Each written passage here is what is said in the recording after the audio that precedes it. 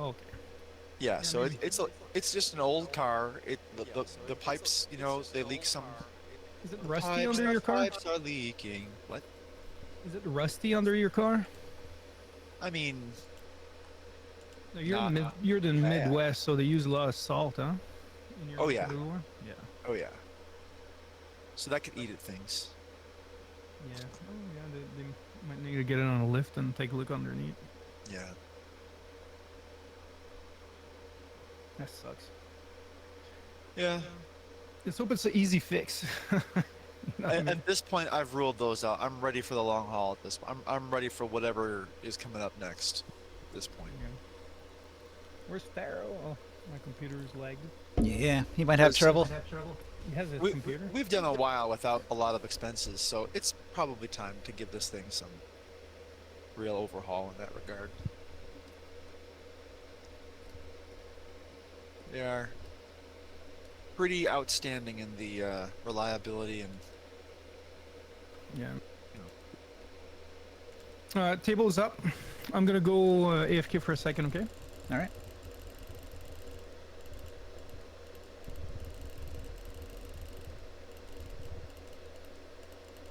But enough about me. How are you guys been? Ninja, how you been doing? Yeah, doing all right. I've been obsessively no-lifing Path of Exile 2. Like, they released the druid in that game. I get so into those ARPGs. I have been playing the hell out of it. I'm like level 79. I'm That's awesome. in the end game trying to collect these bullshit tokens that you have to find all over the place in order to fight the end bosses, the big final super end bosses. When I retire, that's one of the things I'm gonna do. Is just go crazy with that stuff. Like, there's so many things on my library that I've just not touched. That And that game's a little ridiculous. So it's got this thing called abysses, and you go in, you go into the level, and there's an abyss, and a bunch of monsters come out. You kill them, and then a reward comes out. But you can get these like tablets, and the tablet will say like, for every abyss you close, abyss monsters gain an additional modifier, and they become stronger, and their reward becomes better. And then in the map itself, you can customize it with like enchantments, and you can modify it. And one of the modifiers that it spawns extra abysses. And then when you're clearing maps, if there's adjacent maps while you're doing the abyss, sometimes it'll like spawn other abysses and other nearby maps. So I had this like ridiculous setup where I had all of that going on, and I went into the map and it was 17 additional abysses. So then all of the monsters, like as I was going through it, they got one more modifier, one more modifier, one more modifier. And it's always something ridiculous like it spawns heat-seeking missiles that chase you everywhere, or it makes the ground explode constantly. Really annoying shit.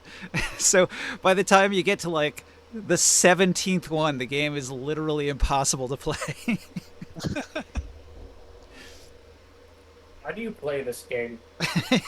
Well, I was like, this is fucked. I can't do anything. I'm gonna die. And so I just like took on the coward strategy of running really fast and avoiding everything. Turn into Resident Evil.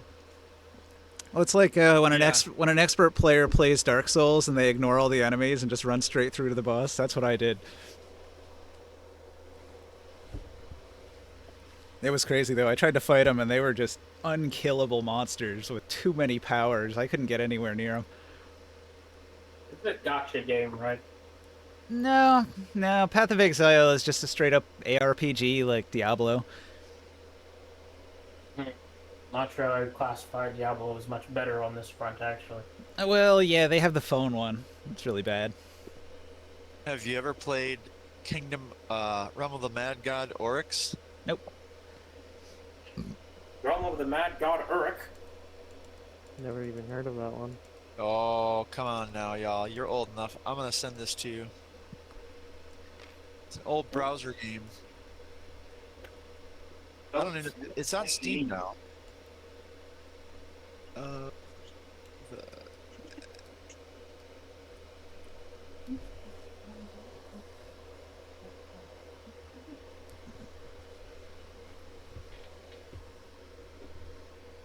uh, Here we go, and I put it in Dark Sun. It's kind of off topic. But whatever. Here I go. Boom. Wow. I played the heck out of that game back in, I don't know. Well, when did it come out? I guess it was in college. I've heard of that game. I've seen it. Actually, yeah, okay, I've seen it, but I didn't play it. Interesting.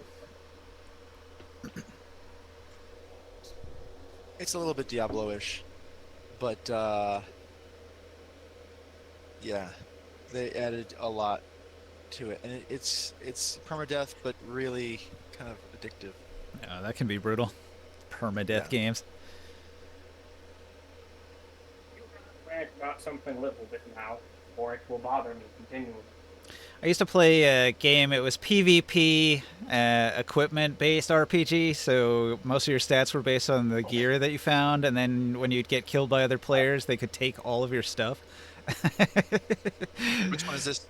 It was a Wheel of Time mud. It was a Oh, multi-user okay. dungeon, text-based.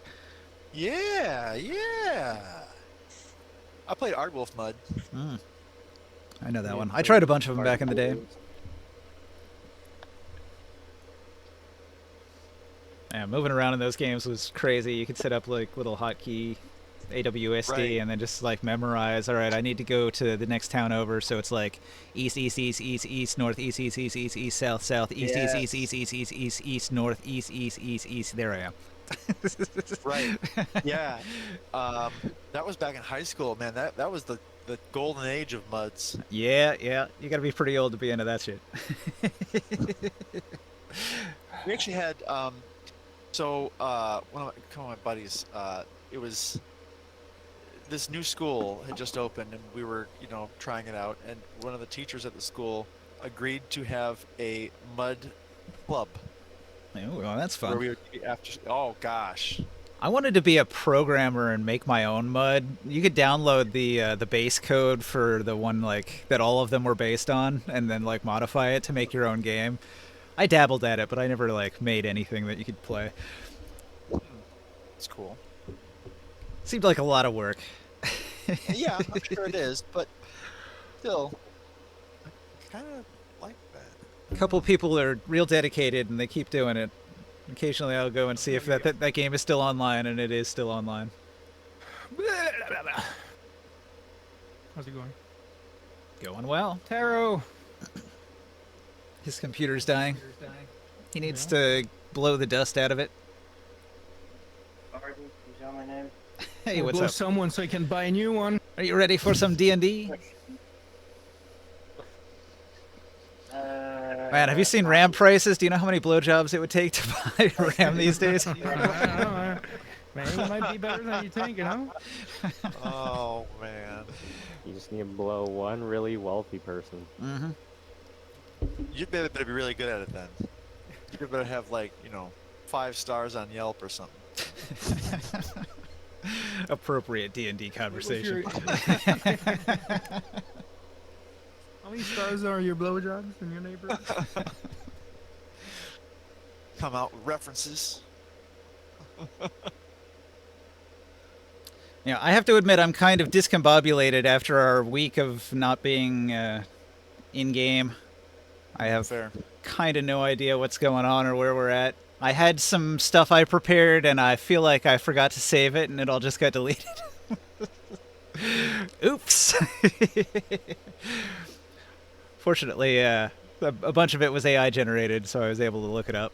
But I had copied it and edited some things and nicely formatted it, and then it just didn't save. Whoops.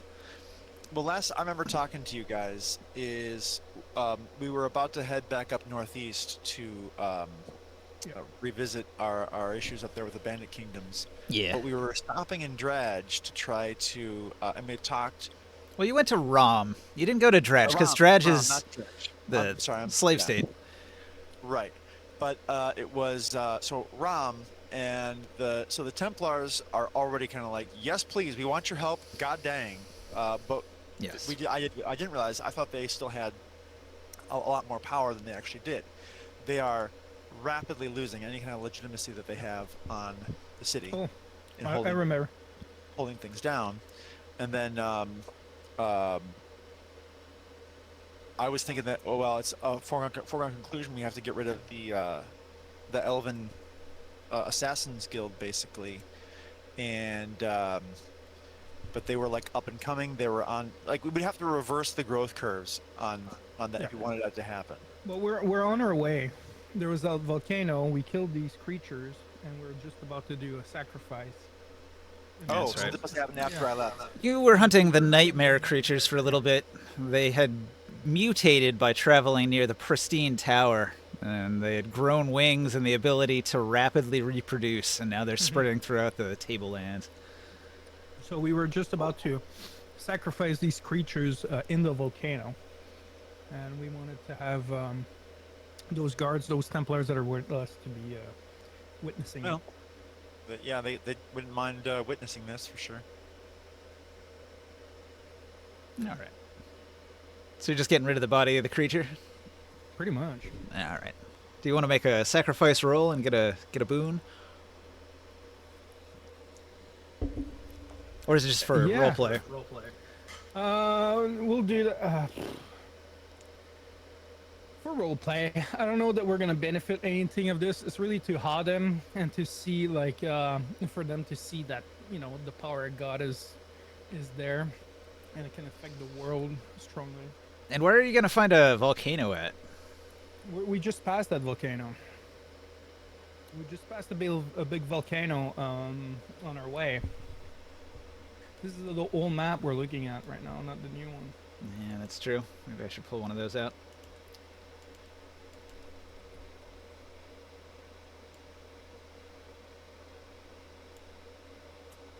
That's not the right one.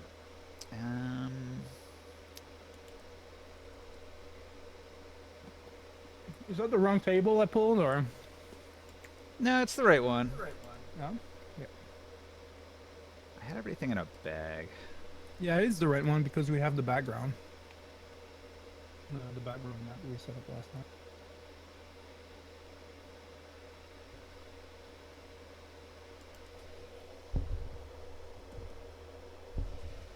So Taro hasn't said a thing since I got here, so I'm assuming he's practicing it. Well, I tell you, you're practicing your skills there. You know what Tabletop Simulator needs? It needs like a sort by recent modified.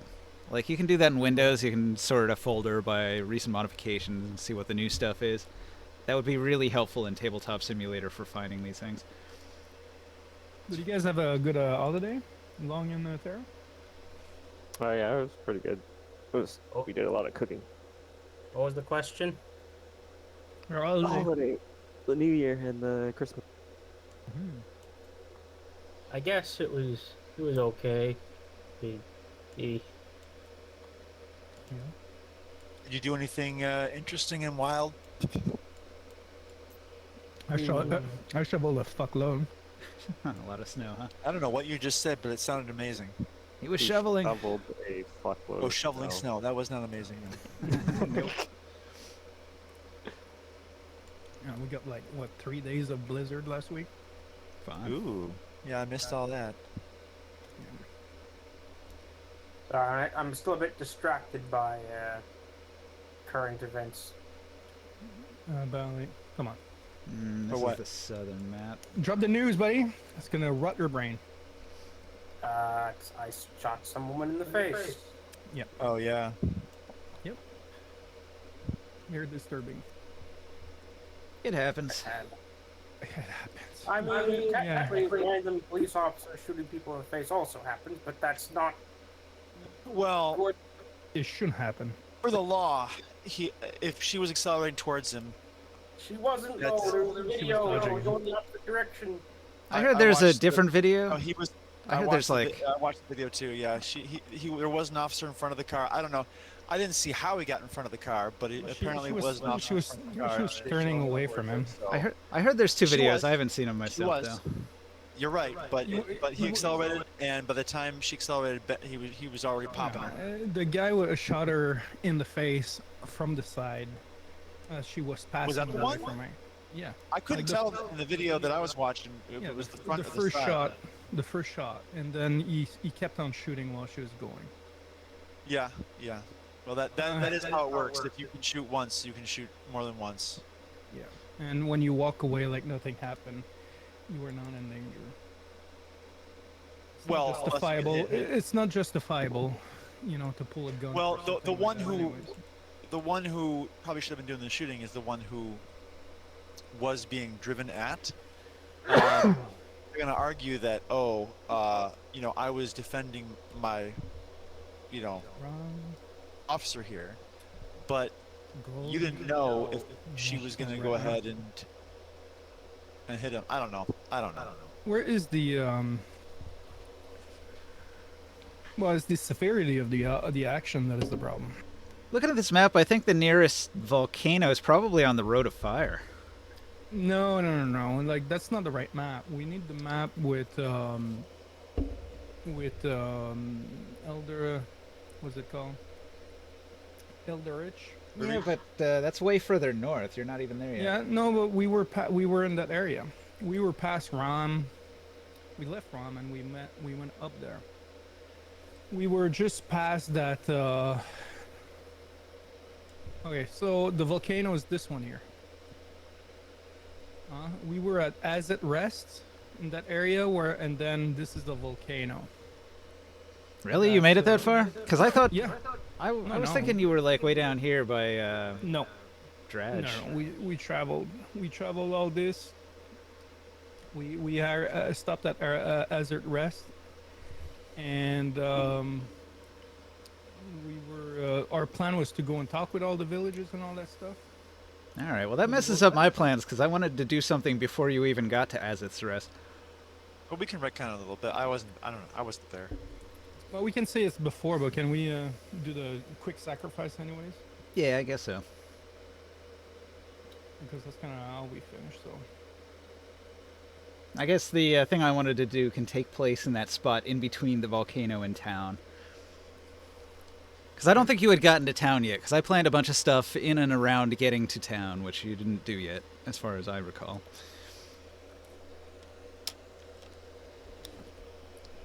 yeah, well, no, I know there was a volcano, and that's the one because that's Gotcha. Yeah. All right. long event. I think it's long suggested that we do the sacrifice on the volcano.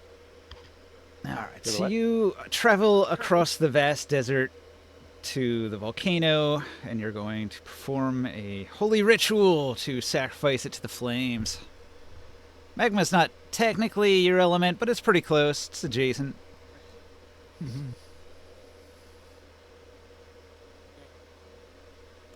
I'm curious about something. Yeah, Do volcanoes emit fire? they do. They sure do. There's fumes. There's everything. Guess you guys gotta time it right. That's why it's adjacent, right? You can get fire around a volcano for sure. Oh, it's that midpoint between hurt and fire in the mental planes. All right. I got the sacrifice chart out. Can I get bardic inspiration from our bard on board of the ship? Yeah. That's what, a D8? Yeah. It's not like a extremely high level one. Nah, he's quite low level. Can I get assistance from Can either give you ringside? guidance or ring ticket ritual. I'll take guidance for sure. But if you roll a 10 on your religious check tarot, then I can get some, an religion. advantage. I can't help with that. All right. I'm going to give you a +1 for witnesses. You get Okay. 2 for guidance. I'm going to give you a +4 for the creature's CR. Okay. Hang on, I'm doing the religion.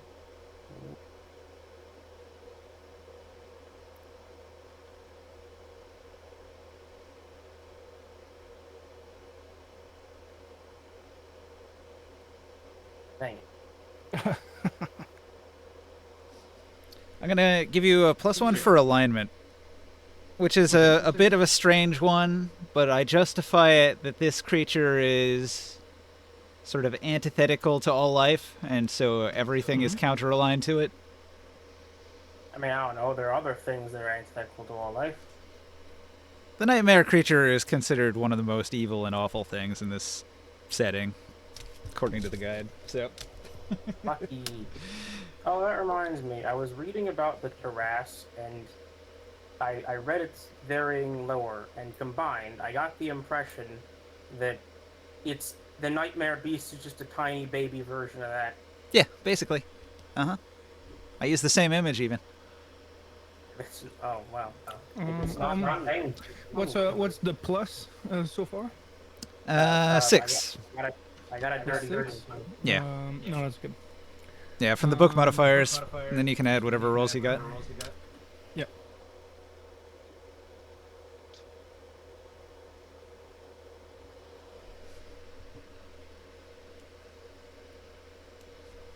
It's gonna be high. Yeah, it's gonna be pretty high. I'm at like plus 24 Nice. already. Oh shoot! Wait, I'm gonna have to re-roll. Don't count this, even if it's good. I didn't. Well, unless you want to take that 18. I roll with advantage. The one doesn't count. What's your total? 49. 49. Right up near the peak. Not quite there, but right up near it. Whoa, whoa, whoa, whoa, whoa. This map is so wild. Ravish is all the way over there past Elderik? Yep. Yeah, this map is 3 times larger than the old map, and things have been repositioned. That is not the right chart. So it's going to be a bit of an adjustment, but I like it. I like this map a lot. Okay, 49. Holy shit. 50. What is this? Wish for celebrate. Yeah, you didn't quite get to wish. Damn. Alright, well, that's okay. It's pretty fucking cool though. 49. Control weather. That sucks.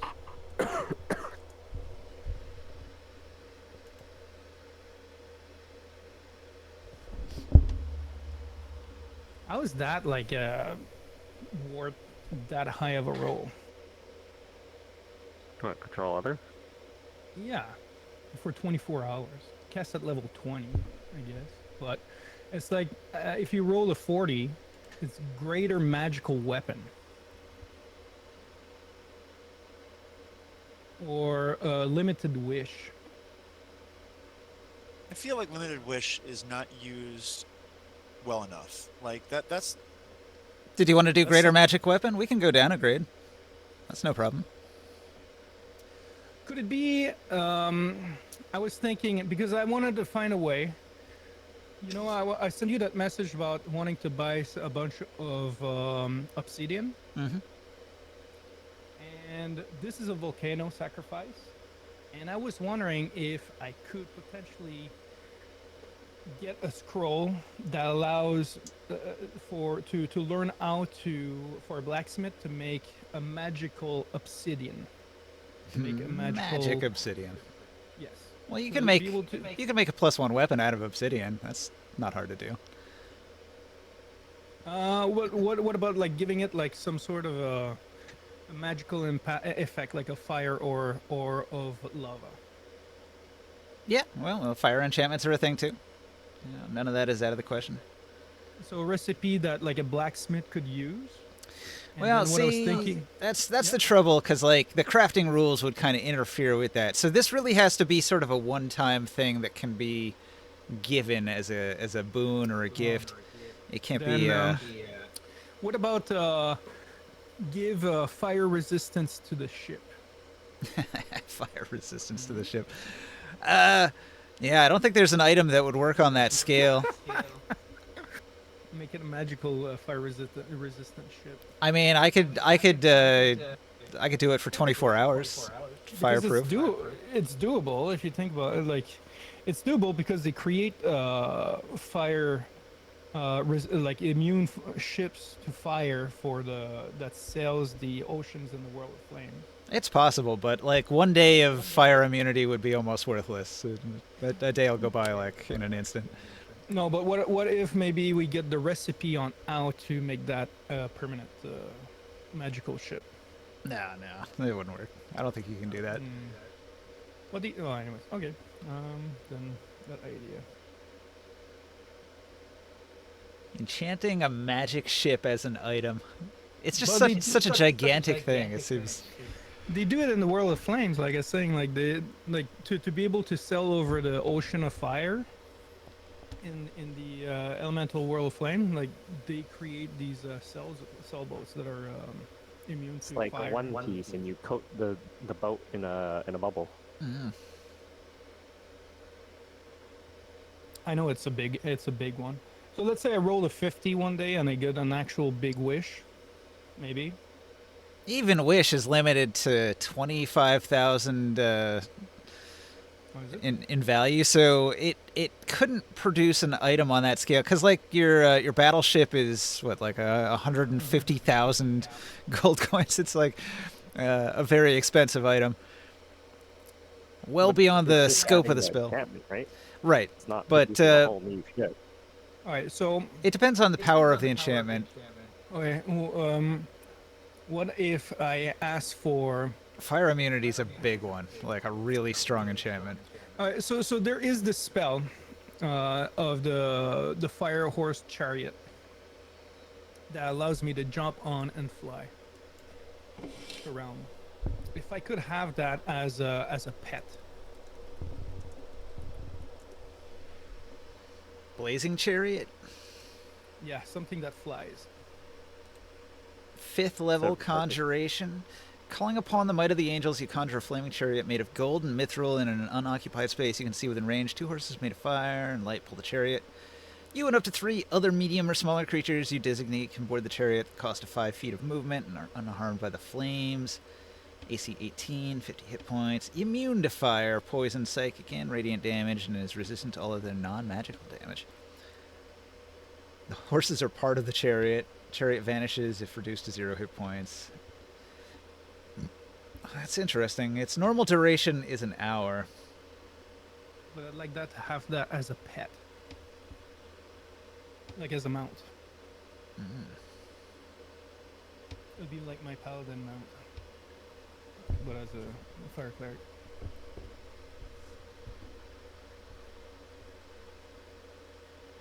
I'm just trying because I don't have any way to fly except for the magical carpet.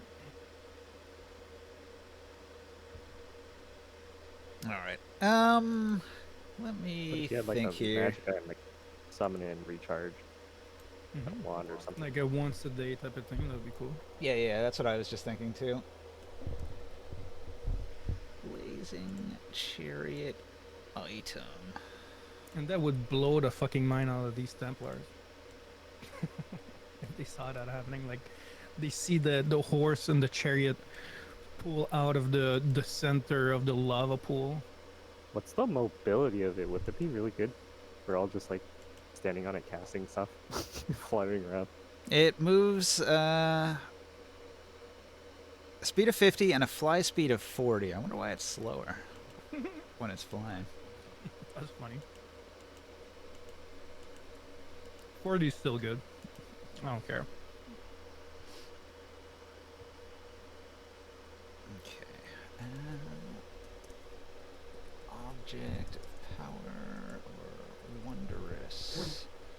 Oh, you know what? It can be like an onyx animal. What is that? Like a... Black? it's called a figurine of power. It's like a wondrous item that turns into a pet. Oh yeah. So it'll be like that, but it'll be a little blazing chariot that turns into a full-size chariot when you activate it. That'd be cool. But I'd like it would be. Could we put like a spectacle where, like the chariot with the horses actually comes out of the volcano, and flies around the ship's lands, and then like kind of the horse they kind of bow their head in front of me. Well, it says on your turn you can guide the chariot in place of your own movement. You can direct it to dash, disengage, or dodge. So you can make it fly around and do whatever you want. All right, so that's cool. Let's set the scene. So you're flying on the airship, and you're gonna throw the body off the airship into the volcano and pray to your flame god. Yeah, I invoke, the power of and I make this wish for a powerful ally to come out of the center of the volcano, and then I imagine the volcano bursting up and the creature coming out of lava. So Flying everything's going towards to the be ship. more fire themed instead of angelic and light themed, as the spell implies. So maybe they'll be more like nightmares, like black steeds with flaming eyes and hooves. Mhm.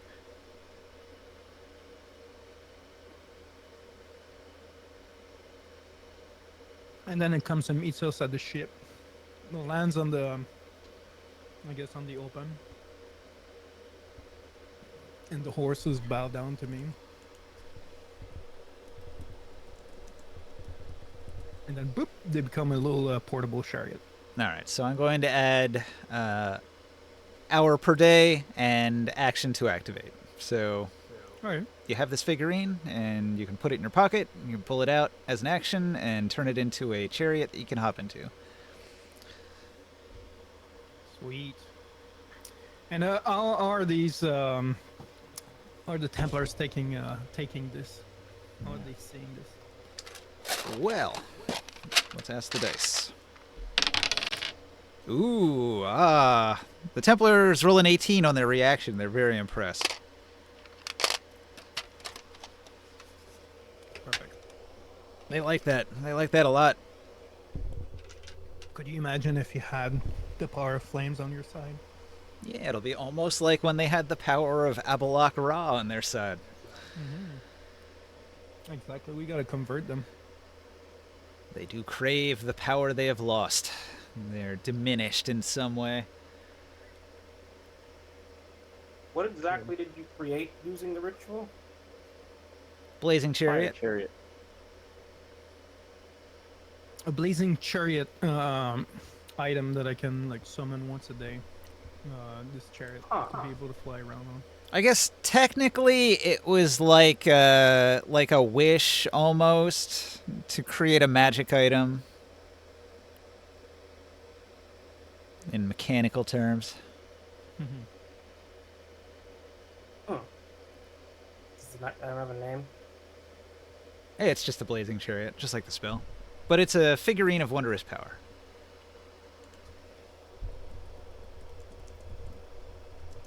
I love that. It's like one of these flying objects that at least it's very fucking obvious. Like it's not like a part of a gear or something like that. I really can't miss it. So here's the way it works. Wondrous item. A figurine of wondrous power is a statuette small enough to fit in a pocket. If you use an action to speak the command word and throw the figurine to a point on the ground within 60 feet of you, the figurine becomes the spell, the chariot. If the space where the creature would appear is occupied by other creatures or objects, or if there isn't enough space for the creature, the figurine doesn't become a creature and just lands on the ground. It'll be friendly to you and your companions. It understands your language and obeys spoken commands. If you issue no commands, the creature defends itself but takes no other actions. Cool. At the end of the duration, the creature reverts to its figurine form. It reverts to a figurine early if it drops to 0 hit points, or if you use an action to speak the command word again while touching it. When the creature becomes a figurine again, its property can't be used again until a certain amount of time has passed. Ooh. Let's see.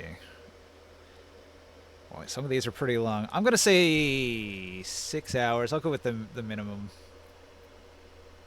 Oh, every 6 hours? Yeah. All right, that's even better than. Okay. Well, it's 1 hour per day, and you can't reactivate it again for 6 hours after it's been put away. Okay. Good enough. I like it. I really like this new toy now.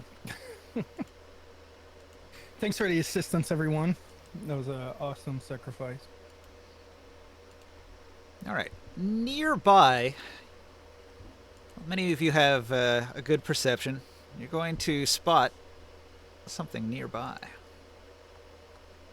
Need something nearby. It's off in the distance. There seems to be something in the dunes. Might be time for me to scout that out. All right. Do you want to scout and approach? Roll your stealth. I do. Hmm. Hey, spyglass and see what it is. Yeah, you can pull out your spyglass. Looks like some people lying on the ground.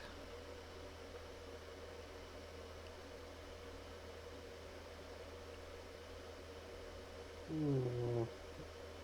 What have you got, Will? Well, I was wondering if I have advantage on this. I'm looking through my item. I thought I had an item that gave me an advantage, but I guess it was just on the thieves' tools. Can do a perception. So whatever the first one was, call it 26. You already saw it. You don't need to roll a perception. Okay. Your passive was enough to notice it. At this point, we're basically scouting and investigating. Yeah, I'll get along. And I can go through the dunes if I need to. All right. So you go sneaking in. You find that there's a wind-sheltered escarpment. It's near Azith's Rest. You can see the town off in the distance.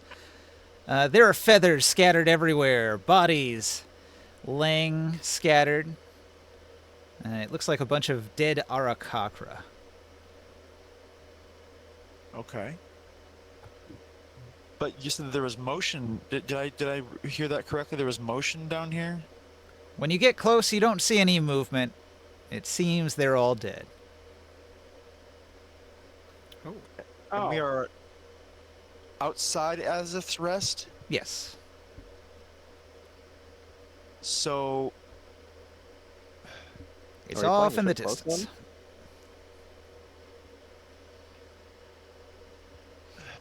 okay. Or is Skywell going by himself? He's by himself at the moment. A little ways my off in the friends, distance.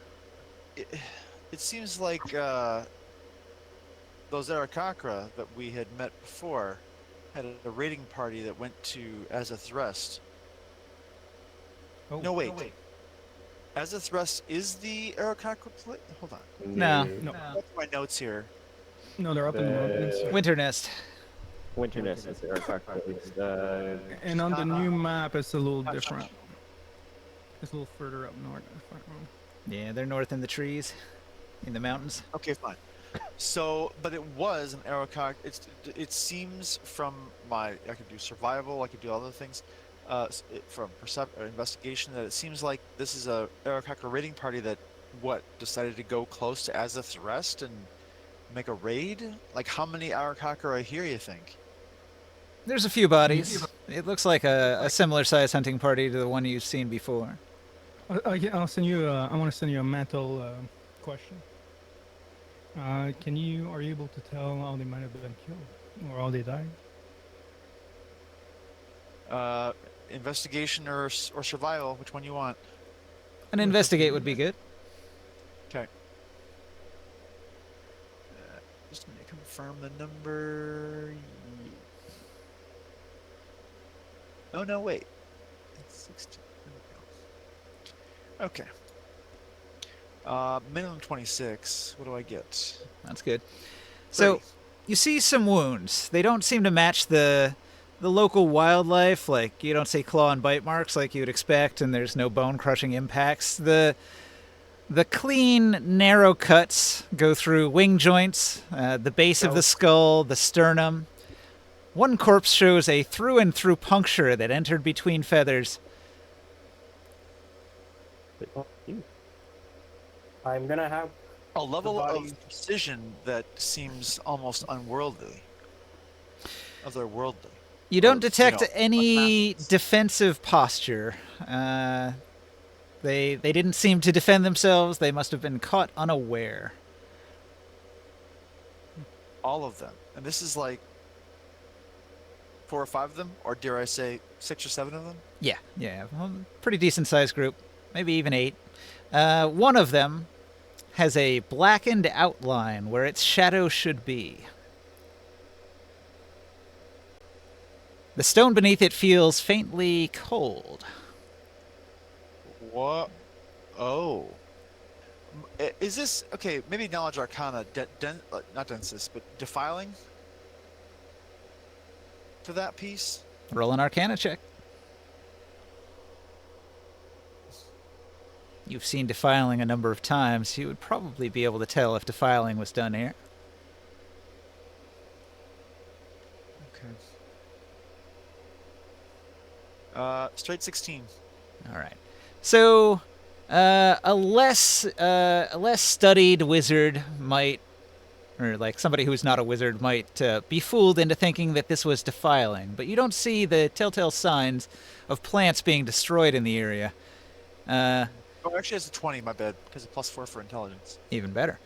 Well, you are fairly confident that this was shadow magic. What? So, okay, clearly my character knows the difference. That there's a difference between shadow magic and defiling. So the shadow or the dark or the outer dark are sort of like parts of the afterlife. There's the gray, which is like the good part where the ghosts hang out, but then there's like the black and the dark and the outer dark, which are like the places you don't want to ever go, where like the really awful things exist. We've been to the gray, right? That's where You've- we got The that. gray is like- theory. You've Yeah, also been to you've the been dark. okay. Wait, when did we go to the dark? What was that one? You went to the dark briefly, and you found some magic items that were like gray forged steel. Oh, I thought that was the No, gray. that was the Okay, gray. I'm confusing them. Well, I remember. the gray forged steel is like made like in the dark, so you have to go through the gray into the dark to get it. It's connected. They're sort of like a gradient. You go into the gray and Yeah. deeper and deeper and deeper, and it's sort of like in Warhammer 40k. In the warp, there's the spot where even the warp entities don't want to go because it's too deep into the warp. I was thinking Dante's Inferno. Yeah. Okay, so They're there's the cool human- there's some objects here. Oh, okay. I will loot that body. All right. You find Winter's Nest Wind Chime Fetish, bone and crystal chimes tied with sinew. Seems to be a magic item. Oh, really? You Okay, I like find that. feather-treated scout cloak that one of them is wearing that's intact. Also seems like a magic item. And you find sky tally tokens, small carved stones with tally marks that represent confirmed enemy sightings. It suggests the Arakak were watching something. So maybe Oh. scouts keeping tallies on troop numbers.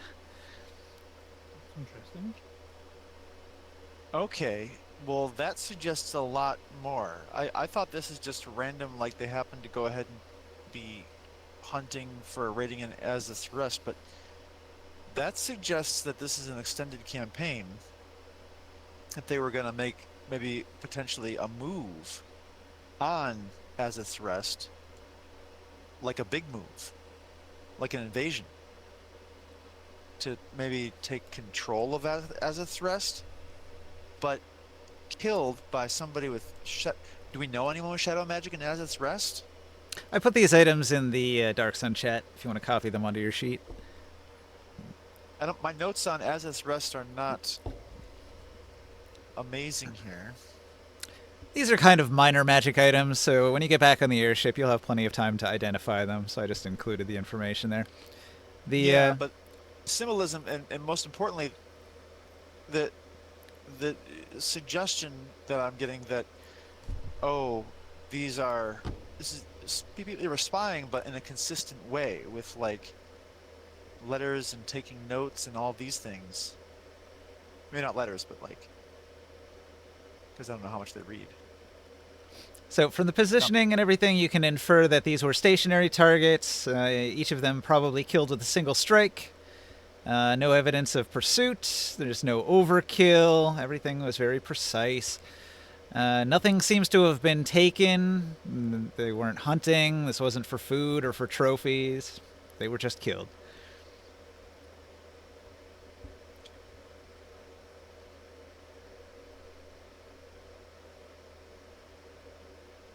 Also, if there was a bunch of them killed quickly, that means that there Yeah. were many of them that like ambushed them at the same time if they couldn't retaliate.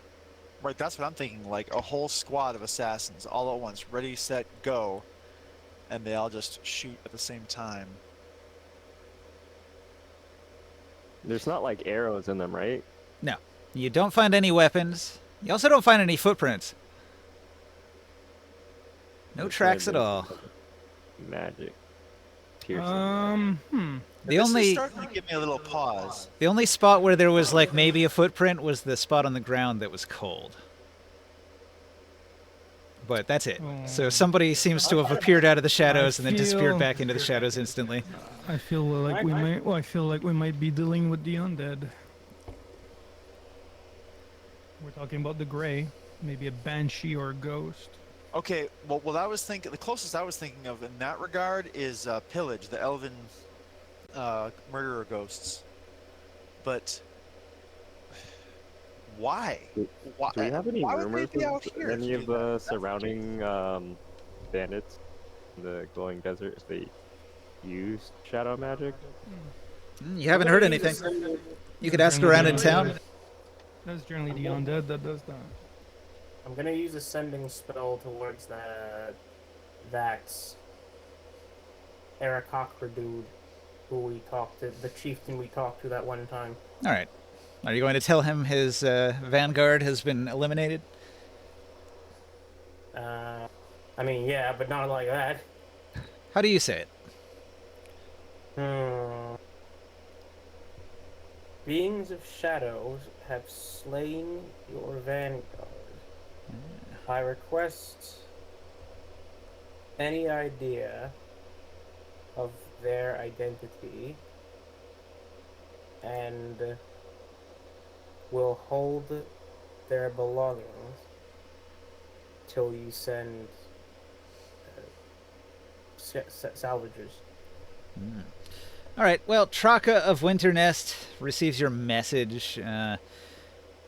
He is shocked to hear that his people have been defeated, and he's going to curse those defilers from Eldrick. He blames them immediately because they are at war after all. So he's quick to judge them guilty without any evidence. Are at war with. Well, wait. If they were at war with Eldaric, why are they watching Azeth's Rest?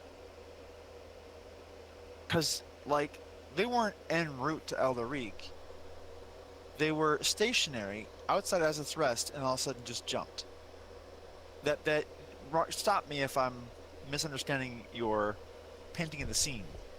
Well, this is a major road, so many creatures move along this road, so maybe they were tracking movements. They weren't in Azeth's Rest. They were just, like a mile or two outside of it, near the road. It's a good spot to keep tabs.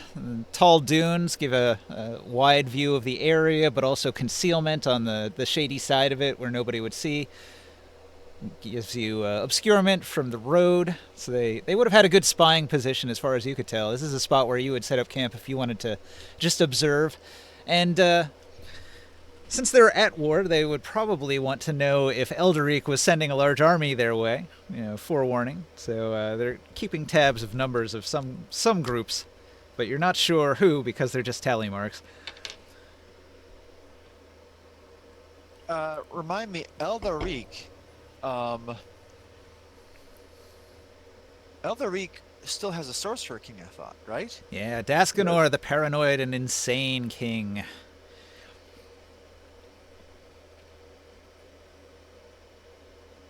Okay. Do we really understand the Sorcerer King and where a source of power comes from? Yeah, all of them got their power from Boris. No. What I mean is, are some potentially more necromancers than other? Are some more? Yeah, they could We be. know that we know that Uric, for example, his main source would be is military and potentially like more destruction stuff and things like that. But when we have like Nibene, he's very different. He's more of a sorcerer. I believe would have, technically all of the Sorcerer Kings are a Scion and a Wizard, 20th level. Mm-hmm. Okay. But I'm just wondering, because he's so mysterious, we don't know where it comes, or... But this, to me, seems like the act of an evil undead. Even though they're Sorcerer Wizards, they still specialize. Like, Hamanu considers himself a warrior. No, that's what I was getting at. Yeah. Um, um, can I do a detect magic on the scene? Yes, I'll bring you all over to this scene. By this point, I think we should. All right. Detect I'd like to magic is see going if to it's detect all- several things. First, it will detect that the objects that were collected were magical. Not the tally marks, but the other two, the cloak and the chime. Okay. Are they glowing good or bad? Yeah, they're good magic items. The chime gives you advantage on survival or nature checks involving weather or wind. I'll give that to. I'll tell Taro that I found these items so he can identify them. Well, he wants to give them back to Traka. Back to the truck. Okay. So he said he was going to hang on to them for Traka. And the feather-treated scout cloak, once per day, you can reduce fall damage by 20 feet. And cut marks suggest the cloak was slipped off a corpse carefully, not looted in haste. Is it? I wonder. Maybe they had a necklace or something else that they were wearing that they had to take off the cloak. It seems. But like, is there any like traces around like exoplasm or anything like that that could have been left behind? Well, that shadow and the footstep that are still cold. Yeah, you're going to notice that there is a little bit of shadow magic that was used here. Possibly teleportation through the shadows. You've seen that before. Yeah, we encountered some assassins that tried to do certain things to this ship. Huh? Maybe the same kind of magic. Never really tried to identify how they got on the ship in the Gastonor, first you place. said, was the Sorcerer King of Elderic? Yeah, his name is Daskanor. Daskanor the Paranoid.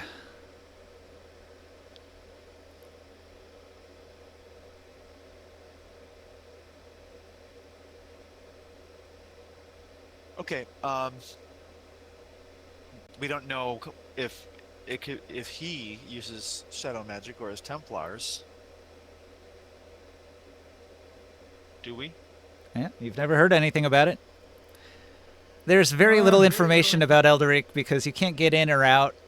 So the people outside, they only know that Daskanor is a tyrant and extremely dangerous and will enslave anybody or kill anybody that enters his land. Sounds like I need to get in there somehow. I know. That's what I was gonna say.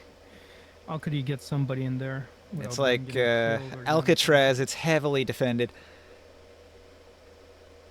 Although you can go in by the air, but you would be noticed right away. You don't want a direct confrontation with a Sorcerer King. 10th level spells are not going to feel nice when they hit your airship. Oh,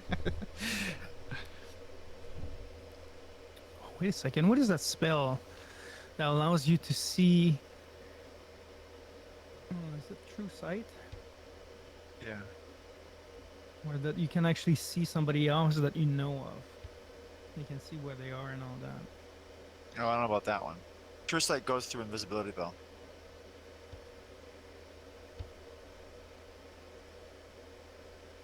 Maybe there's a Oh, wait a second.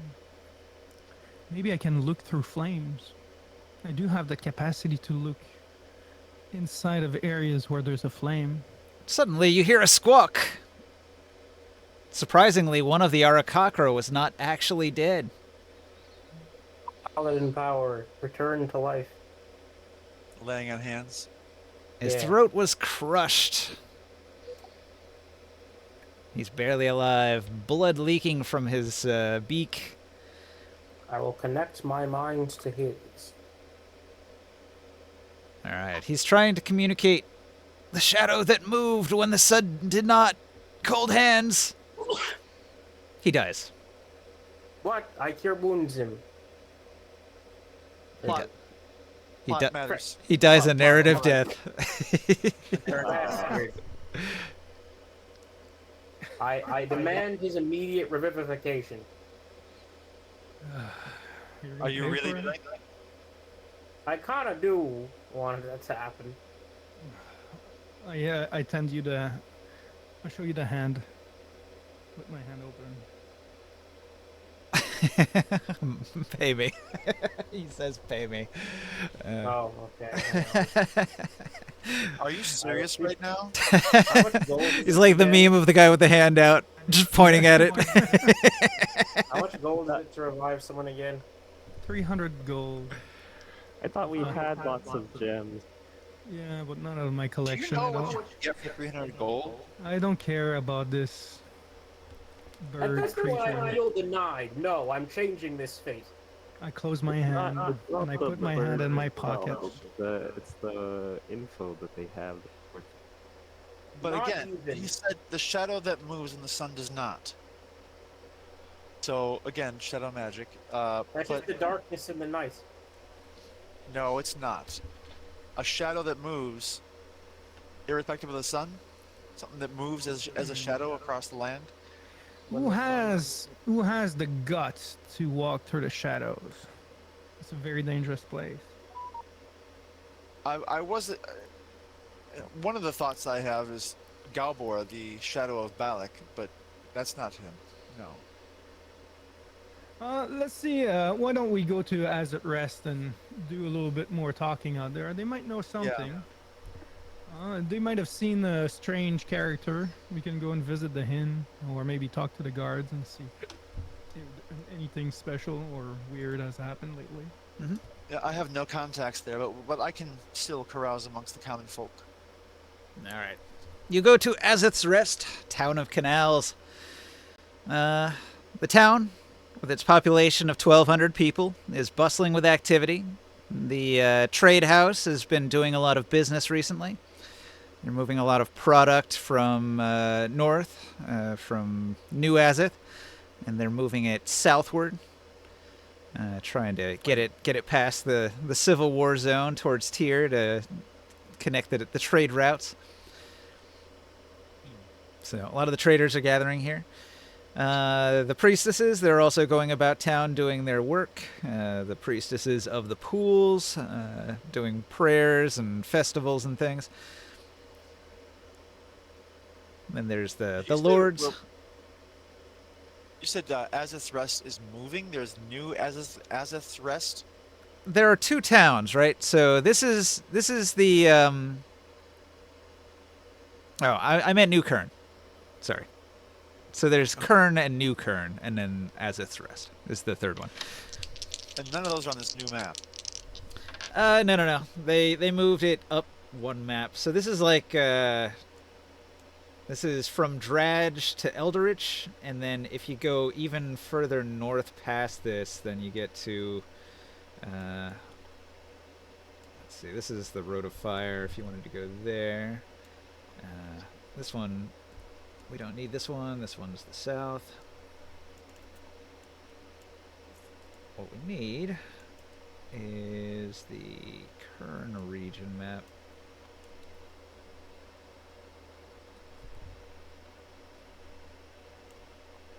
Oh, wow. So now Kern is way up there.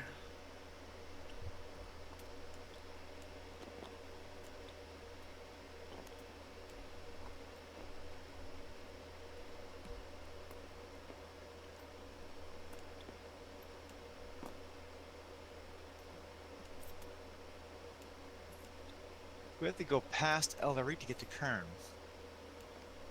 And they're moving stuff from Kern down to Azeth's Rest. Yeah. So they have to follow this really interesting route, right? So Kern is the well-known city, and then New Kern is hidden, and only you and your group and Korganard know about New Kern. It's hidden away, but Kern is the one that the alleged Sorcerer King owns. Not Daskinor. Nah, I'm looking for his name here. Aronis. That's his name. So King Aronis, he revealed that he's actually an Avengian. He's no longer a Sorcerer King Dragon type. He is an Avengian type. Avengian type. Yeah, he I was changed just looking at teams. some Pokemon. He changed teams in secret. He's a good guy now.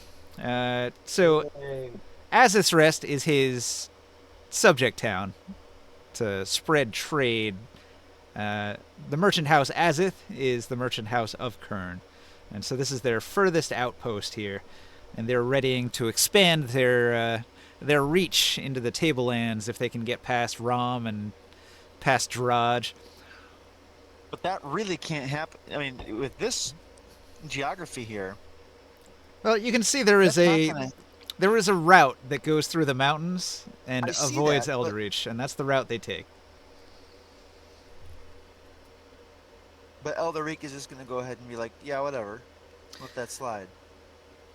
They I don't. guess. They don't actually come out of their territory. They are secure in their island, and there's almost never any activity outside of their region. So the way When we say self-contained, like for real, very much self-contained. the way I look at it, like when you are on the mainland, you're in Kern, and then when you're in the Silt Sea, that's Eldaric. So Eldaric, its border doesn't extend into the mainland, but when you go out to sea, that is his territory, and he will destroy you if you come anywhere near him. But why would he be messing with? We don't know that it's Eldaric doing this against Winter's Nest. But they're at war. They are at war. Winter's Nest is at war with Eldaric. The Mad How King, does that work? the Mad King Daskanor thinks that the Arakakra are a threat to his power. He has mad visions in which he thinks that in the future they will become dangerous to him in some way, and he needs to eliminate them before that can happen. Everybody thinks it's paranoid delusions, but maybe it's some sort of divination magic. Maybe he really is looking into the future. How is that possible? That a Birdman will be the end of him someday. Birdman! If you think of it, from a man that closed himself into a cage and the only access to that city is the sky, that would be possibly one of the only threat that he might have, being attacked from above. Well, there are bridges that go to Eldaric. So there's Southgard and Fort Holes. Okay. So he's got land routes, but they are all closed up, and each of those bridge towns is built with extreme fortifications to keep out any armies that might be trying to get in. How long is this stretch of land? All this silt or whatever. Surrounding. Well, previously you could go from all the way by Cromlin all the way to Kern to Azith's Rest. You could get there in 8 days. Another question. Ravish is, like, gone? Or we just killed the Kiva, and, how destroyed is Ravish from our predations? Bandit towns. Let me see. Because that was the one. Cause now I see it's north of Eldaric, but that was the one that was Drogen gladiators led by Akiva, and we pretty much. You didn't do anything to Ravish. Oh. It was Spoil that we did. Yeah, the ruins of the village called Spoil, formerly the oasis village of Densis the Defiler, now earthquake ruined. That's my note. Okay.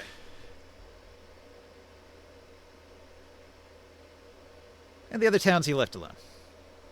Pretty much. You did intimidate the crap out of one of them. Well, actually, did we have Akiva with us when we did that to Spoil? Was that what happened? You picked her up, you showed her the earthquake destruction of Densis' town, and then you put her down. So she's gone about her business with that new knowledge that you can obliterate her town at a whim.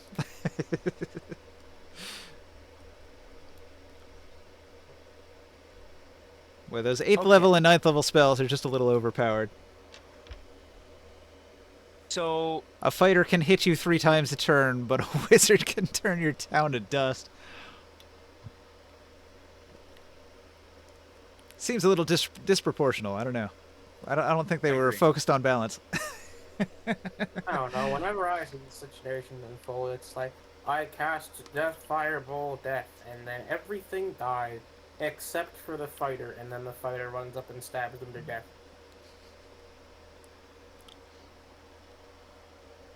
I mean, they have the mage killer feat.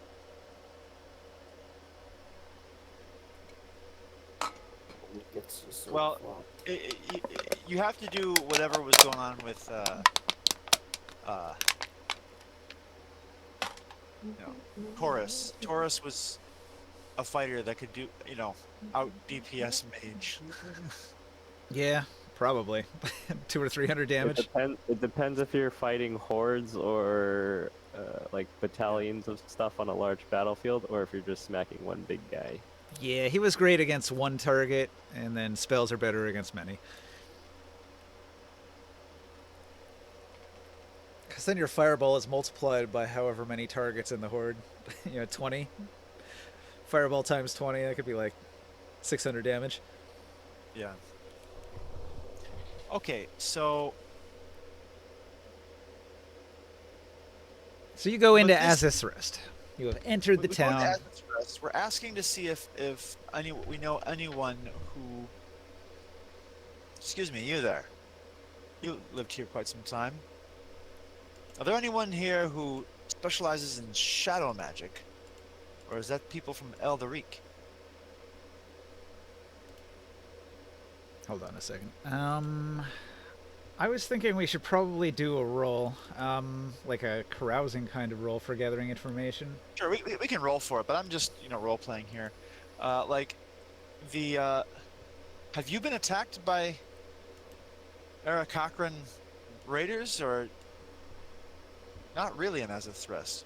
Have No, you seen of course them? not. The Arakakra don't bother us, and we don't bother them. See, and Eldaric? Does Eldaric come and bother your day-to-day activities? No, we've never seen an Eldarican here. Never. They're not allowed out, and we're not allowed in. Okay, well. So this is just not super 15, by the way, for the persuasion or carousing or whatever. 15. I just Oh, you have made an allied contact. Useful. You can get information from an allied contact. okay. Let's say you talk to the innkeeper when you get into town. That's a man who's going to know what's going on around here and hear all the local gossip, right? But the answer doesn't change. Like what you said in role playing was me talking to like basically the innkeeper, not just random Yeah. barflies here. Not just random person. Here's somebody who has information that's useful. Azeth's Rest. Okay. Neither Winter's Nest nor Eldaric have really bothered Azeth's Rest. And yet, they're at war. Yeah. This is confusing. Like, From Daskanor's perspective, Aronis is one of them. He thinks that Aronis is a sorcerer king in equal standing and avoids his territory. that's another thing we have to address later, is how someone can come from being a sorcerer king, a dragon, and then crystallize and metamorphosize into an Avengian. Well, That's wild. you have learned that it is a spell that transforms them. So they didn't start out as immortal dragons. They became immortal dragons over a long series of massively painful and difficult transmutations that modify their body. So he went through a similar process to transform from a dragon into an Avengian. It basically puts you into a cocoon and evolves you into the new form, regardless of what your previous form was. Like Korganard transformed from a human scion into an Avengian. But if he had been something else, it would have worked the same. Okay.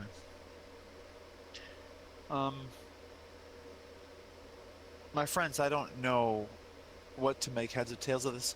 And even if it's going to affect our goals with Kern. Like,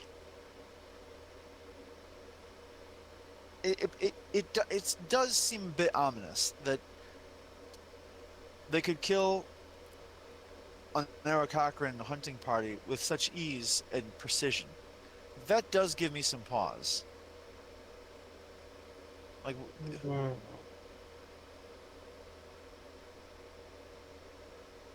that's an investment of time and resources and skill.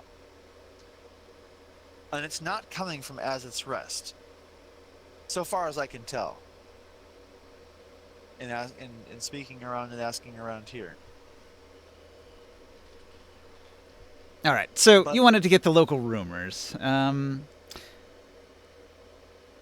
He says, I heard there was an Elderic Templar that passed through.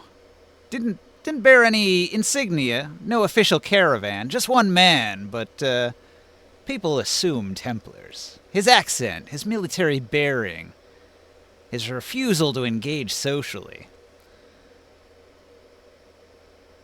He's going to describe the accent. He says, they avoid absolutes, yes, no. They use qualifiers, if it is allowed, as permitted, if this is acceptable.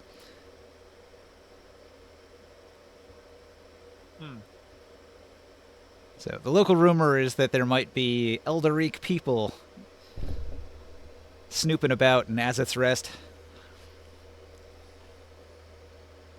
But the innkeeper hasn't seen them. It's just something that he's heard. Yes. He heard Templars were passing through. Now, you also asked about shadows, right? He can't think of anything, but he had a weird customer earlier in the week who asked for a room that had good shadows, whatever that means. That's exceptionally helpful, actually. Can we see the room? It's just a regular room. Nothing much to see. He's not going to stop you. He'll point out which one. Can we, okay, there's that, psychic talent, I forget what this thing is called. I'm trying to look through my notes here, what this is called, where you get a psionic feeling from an item. I never actually used the psychic talent.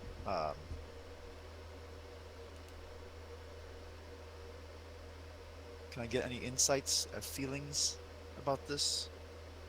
I touch the bed. I touch a place on the floor where there are shadows, and I leave my mind open to sensing and feeling.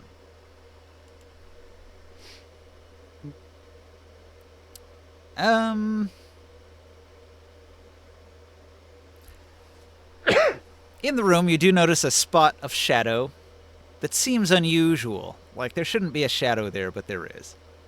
Like a residual shadow that's just magically there.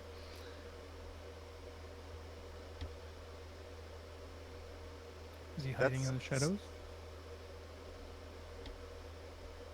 Yeah, I go to that spot and I touch it. Yeah, it's a little bit cold, similar to the spot where the dead Arakocra was. I shoot a firebolt to it. You're going to set fire to the inn. He's not going to be happy about that innkeeper down there. How about you dispel it? Could you dispel that spot instead? I'll do a detect magic. It's the most mild of magics. Residual. Nothing much. Okay. Not a contingency here, like from the teleport to this location. Looks like some sort of magic was done in that spot, and it left a little bit of a weird shadow. How long? Oh, can't really tell. Unless we do an arcane. Okay, look. The way I see it, we're either going to poke around Azith's Rest trying to find these Templars, which is an option, or we go straight to Elderic. Now, if we do, we shouldn't bring the airship. This is a job that, and also, how long of a travel is that? By foot? I'm thinking days, right?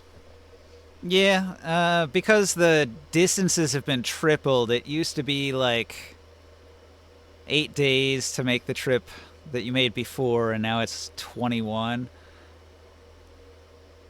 Ooh, that is a big.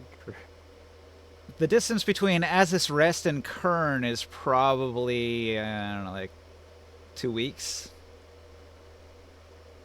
Didn't it take? But now that's by foot, because it only took us a week to go ahead and get from Tyr out to here, Yeah, right? you can move pretty fast by flying because you move in a straight line, and you don't have any encounters, generally. Still have to fly around Elderik though, anyways, right? We can't just fly over their territory. Well, the Not way really. the map is warped now, you can fly to Azith's Rest, and from there you can fly in fairly straight line towards Kern without entering Elderreach territory. You might have to bend a little bit to avoid the Silt Sea.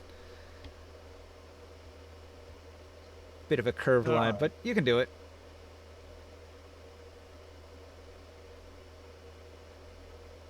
Anyway, the travel times have been extended a bit. You're probably going to want to shop and buy some more extra supplies. Some extra tons of water wouldn't be a bad idea. Can I do any kind of tracking with my survival skill to try to find out how long ago this person? I asked the innkeeper also, how long ago was this tenant in the room? Was this recent? Was this week? I'm asking basically and referencing to was he gone around the same time that those Arakakra were slain? It was some days ago. Came and went. Didn't stay long.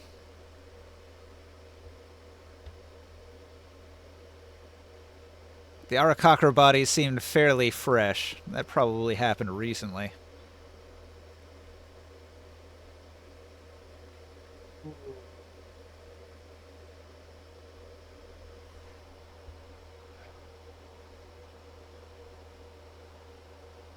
Look, I'm just gonna roll and see if there's any kind of tracking I can do. But hope against hope here. Yeah, no. Yeah, you don't find tracks. This person's good at covering their tracks. Could you describe this weirdo that was looking for this room? The nice shadows. Yeah, they were just a man. They wore dark clothing. The funny Yeah, at least accent a gave it man. away. Oh, what kind of accent? He described they had the Elderic accent. Oh, okay. But they always talk in qualifiers. Okay, Now, there were separate rumors, mind you. You know, there's the rumor that there was an Elderic Templar, but then he also had a customer who was just a man that had the accent as well.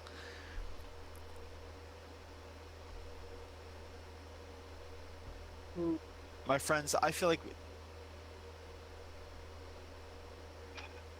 okay, and if we were to go to Elderic, what would we even say? What would we even do? Do I just snoop in there to see what it looks like? Do I ask for an audience with Daskinor? That would send him over the edge. No, that's a good death sentence immediately. Right. But we do have to deal with his defiler that he's been sending after us at some point. Oh, right. Densis was one of his. Well, Ninja said there was no defiling around the area. He said the plants didn't die. No, but just saying in general.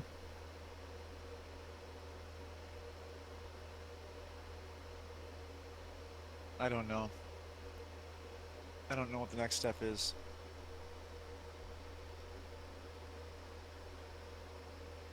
I don't know how to track down these Templars who should be still around here somewhere.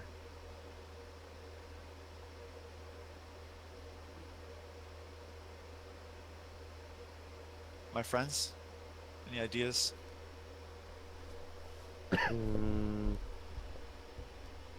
Ringsight, can you use the locate person on Densis? Is he still around?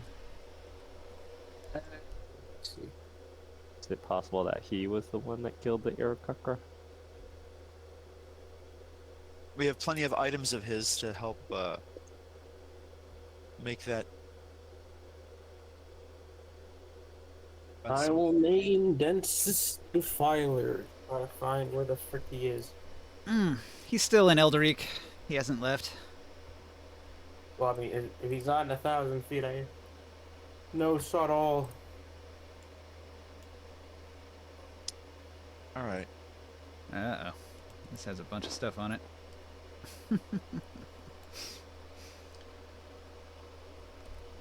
Yoink. If no one has any objections, I would like to try to sneak into Elderic.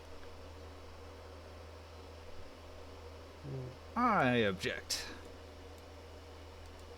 I think Object. that is a very risky proposition. It sure is. I didn't prepare that shit. Oh, you. Oh. Okay. Ninja objects. Okay.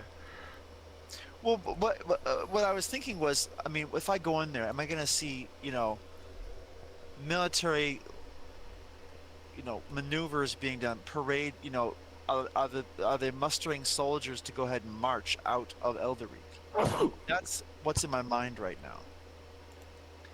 And if instead the rumors around as it's rested, nobody comes out of Elderic generally. I mean, we did just have these random people, maybe Templars even coming out of as its rest, but it's otherwise a forlorn place that nobody goes in or out of, and then all of a sudden we have. Has it been years since we've seen someone from Elderic? I mean, how rare is this occasion? Extremely rare. Extremely rare. So,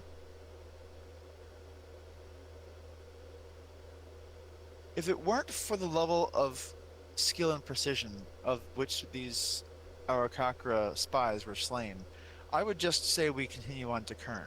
But it gives me pause to see the skill that this was done. It could happen to us. Do we just press on to Kern? I mean, I don't know what to do with this information. Didn't we recently get a thing that makes us or at least one of us, have a alertness that they don't get ambushed or something like that? Are you noticing what I'm putting on the board here? An assassin? Well, while you're investigating the assassin is investigating you, and he takes a shot. Wait, what? Ambush!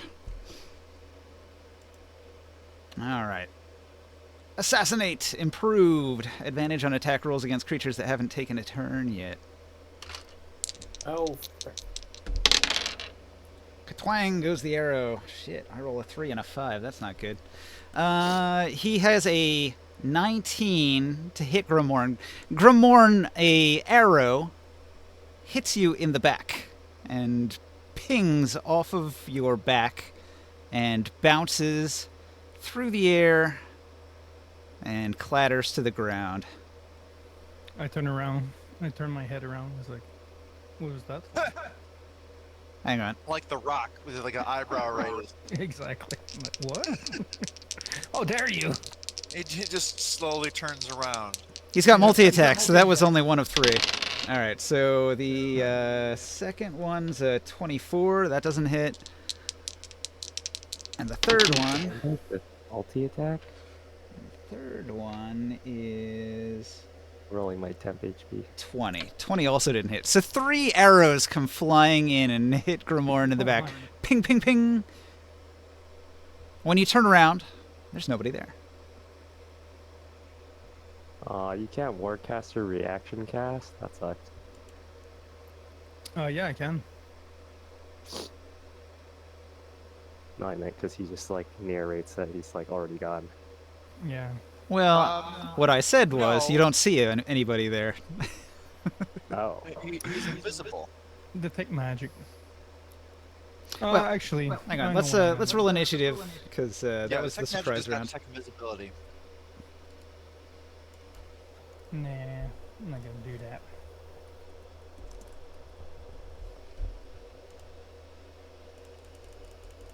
Okay.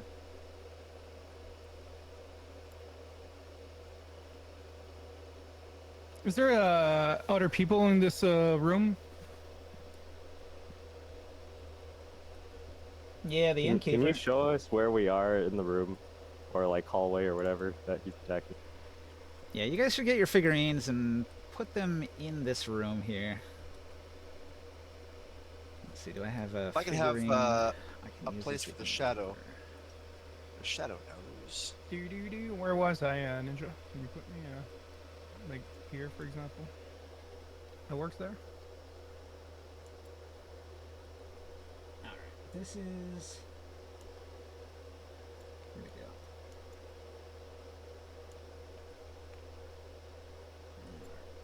This one's gonna be the innkeeper. These are medium-sized squares. Yep.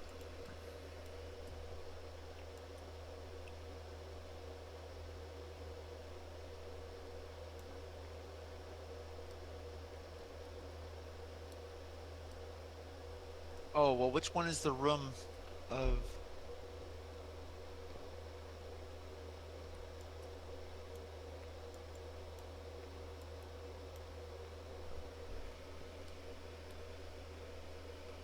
Oh, he shoots from up there. Alright, so he's got an elevated position, and he's shooting down through a window at Grimorn, who he can see at the far end of the room. Oh. You see a broken or opened window, probably just opened up quietly. But you don't see anybody on the other side. On the outside. Yeah. Let's burn the city down!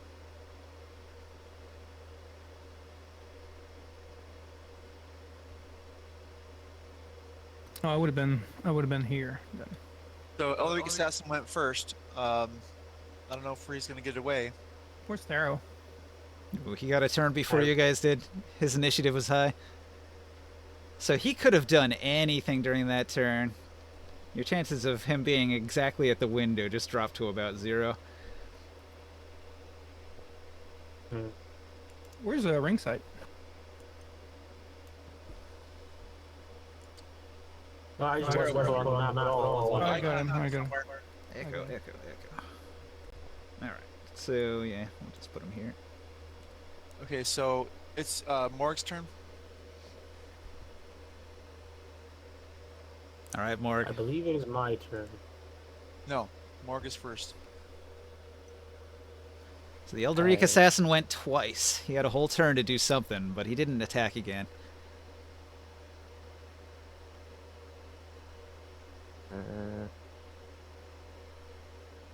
I'm going to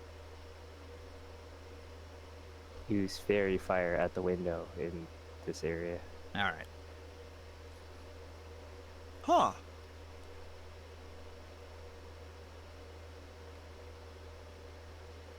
Okay, it's a 20 That's a foot good move. cube.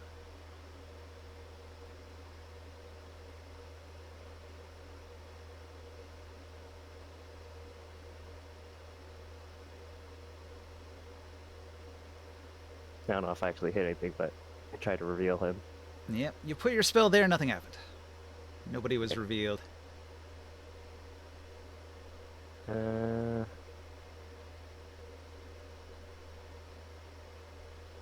Actually, no. That's not gonna be my move. Instead of doing that, I'm gonna do. I'll hold action to do pretty much that. But if like another attack comes through the window, Alright, so you want to wait to cast the spell yeah. for when the attack happens. Yeah. Gotcha. Alright. So, ring sight. An attack just happened. You're suddenly aware that a bunch of arrows pinged off of Grimorn's armor. What are you going to do?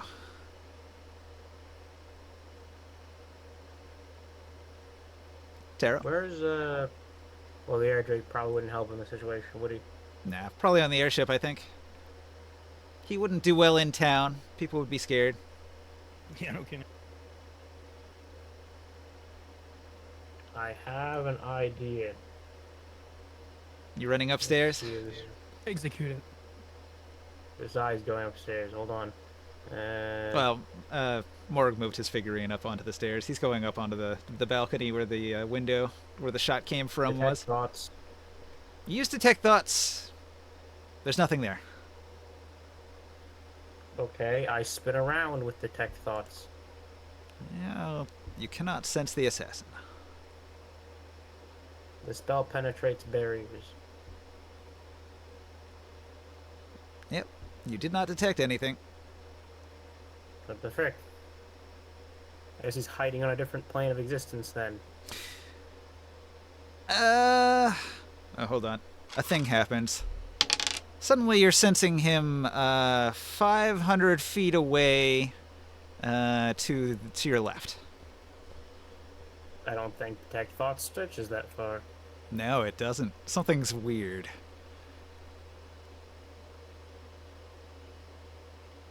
Huh. His ping was a little oily and it slipped away to a weird location.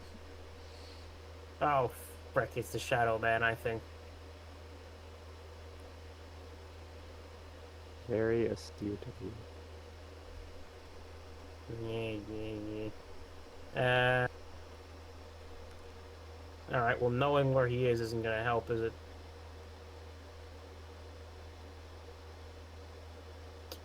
I guess my turn's over now, because I can't think of anything else.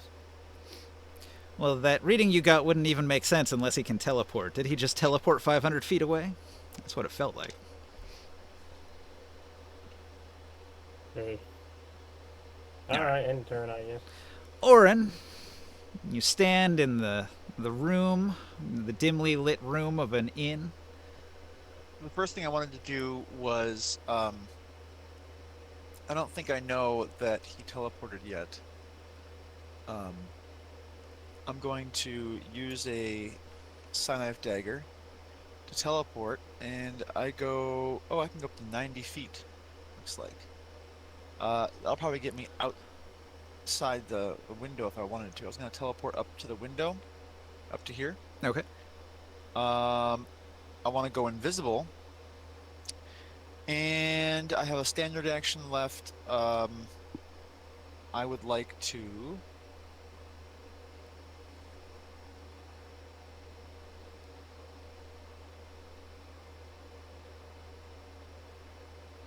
I'm really just going to be looking out here. Is there any other assassins outside? All right. You poke your head out the window and you look around. The street is bustling with activity. There are numerous people moving about, merchants and peasants, travelers, a variety of people coming and going. The inn doesn't have any entertainment, so there's not much going on here. Later tonight, more people will probably come in. But for now, they filter by, just walking on the wide street, the wide lane of the street. And the occasional animals go by. You don't see the assassin anywhere.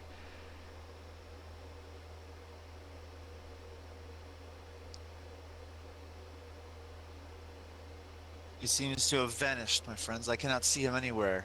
I don't feel him anywhere. Even with blind sense, I don't feel him. Yeah, it's Seems probably to gonna have be gotten sticking away. his head out the window though. He'd have to get real close for you to detect him with blind sense. Yeah. But if he comes up to stab you in the neck, it'll be useful. Yep. Grimorn's turn. All right, Grimorn. There's a moment of silence. A tense beat.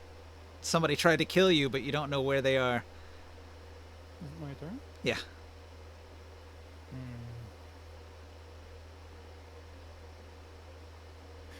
Okay. By precaution, I am going to trigger.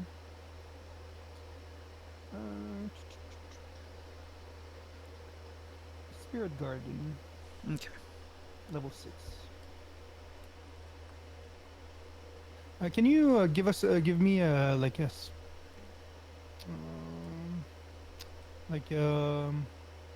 little bit like the grid, I guess, for the space, just for my my spell. Now, there are grid lines. They're faint. They're hard to see if you zoom in. Okay. Yeah. Where are they? 5 apiece? Yeah, it's easier to see in the white section over here. 5 foot. You gonna throw a giant fireball in the the space outside the building? No, no, no. No, if that dude is teleporting and all that, I gotta wait for that person to teleport back inside. Okay. Potentially. Just spirit guardians then. Yep. Okay. And I'm in guard. I'm on.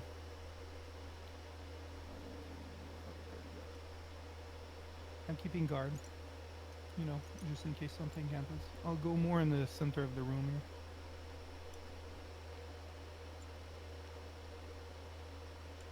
Holding my shield. That guy's shooting arrows. Watch out, Well, everyone. we've learned that the assassin is still here, and apparently he still cares about this town, and whether we're in it or not. It seems ironic, but maybe he just That or off on the that stake. or he might just be testing our reaction to see what we're gonna do. I don't know if he Good. really cares about us or if he's just making sure that nobody's tracking him and we're in his room, so trying to clean up loose ends, I suppose. We don't really know if he's targeting us specifically. Is he killed Someone- me or not? Oh, you shot me directly in the back. Well, legend lore that Ringsight did a couple weeks ago revealed that Densis the Defiler was a Templar of Daskanor, and that he reported that you had undermined Daskanor's attempts to conquer the bandit clans. And so that pissed off Daskanor and Elderic and put you on his radar. And suddenly there's an assassin from Elderic here trying to kill you in the most populous town in the region that you are most likely to pass through.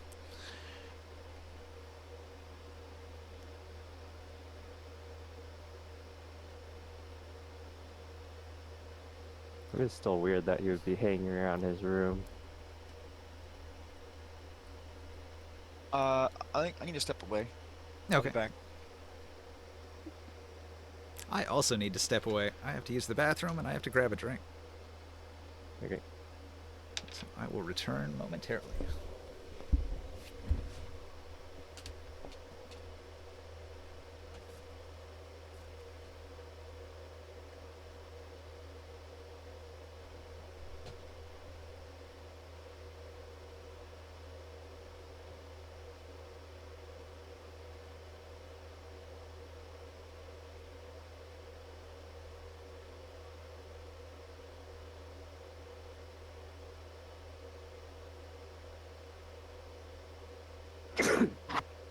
Thanks. So, what shall we do? Are we going to run out in the street and look for this random assassin? Or shall we try to stage a trap or something? Gamble. Counter him in his own room.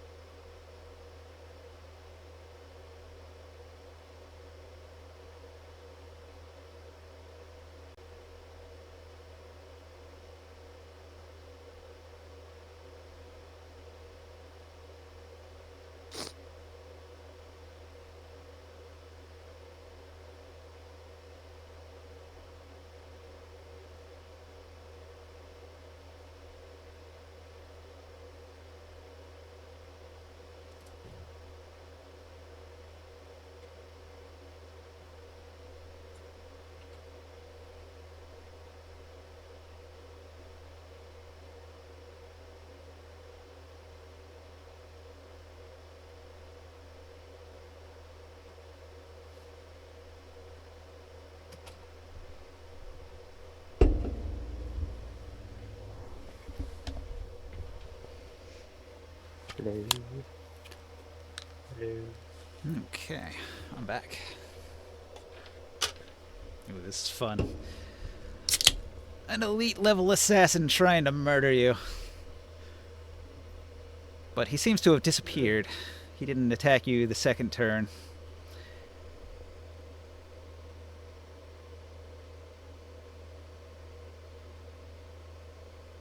I wonder if I should learn plane shift overnight. Go and find him in the shadow. Hmm.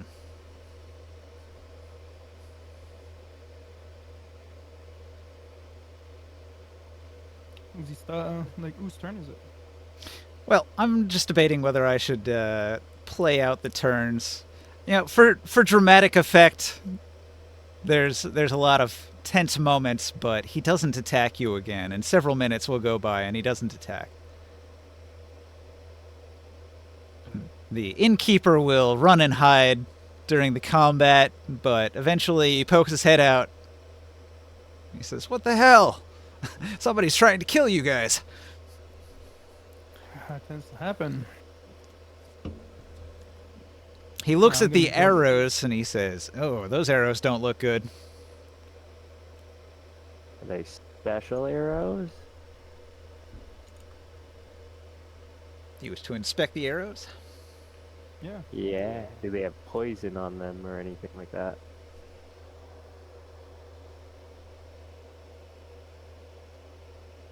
They don't seem Do to be actually do I coated need in to roll a anything. perception? Yeah, some kind of roll would be good. They don't seem to be coated in anything that's obvious. Investigation and guided. 20 unnatural. All right. This weapon is unusual. It gives off an evil vibe.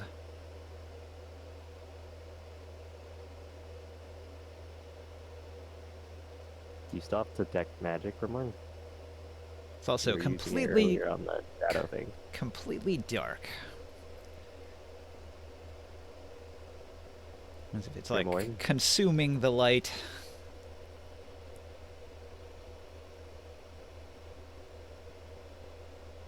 But they're physical arrows that I can pick up? Yes, it is a physical shadow arrow. Yeah. But it's like Venta black. Like you look at it and you can't see any detail. It just looks like a void of darkness. It's like a silhouette of an arrow. Right? If you were holding an arrow, the shadow it would cast. It looks like a shadow of an arrow.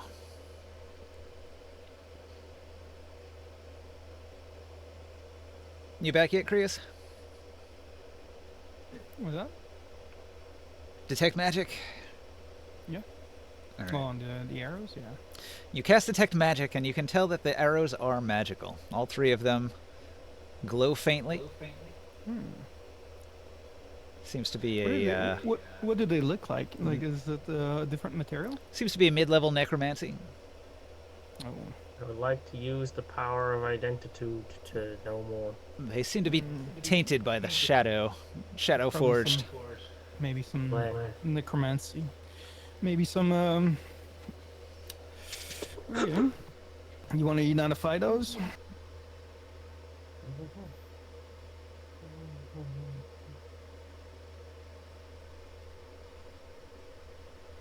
Do they look a little bit like the daggers that Orin has? Psionic daggers? No. No, the one from the gray. Yeah. Yeah, it's kind of similar, but blacker. Maybe they do necrotic damage. I wonder.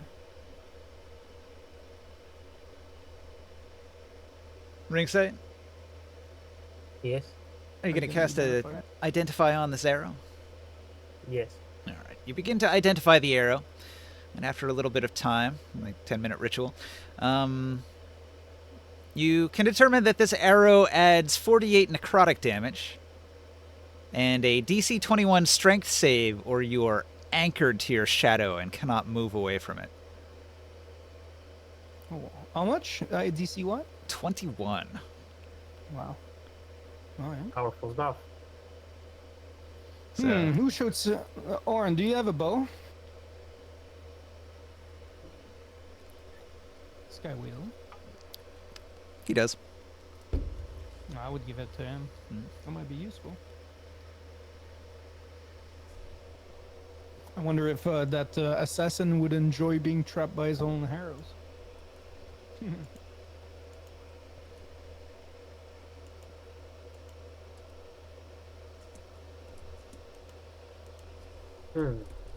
I don't think crossbow bolts work like that. All right, I put the description in the Oh. Dark Sun chat. Shadow Arrow, evil, 48 necrotic. Target must succeed on DC 21 strength save or be anchored to shadow until the end of their next turn. It's a really strong DC. Yeah, it is. It's only for a turn, though. It's not very long. It just pins you in place.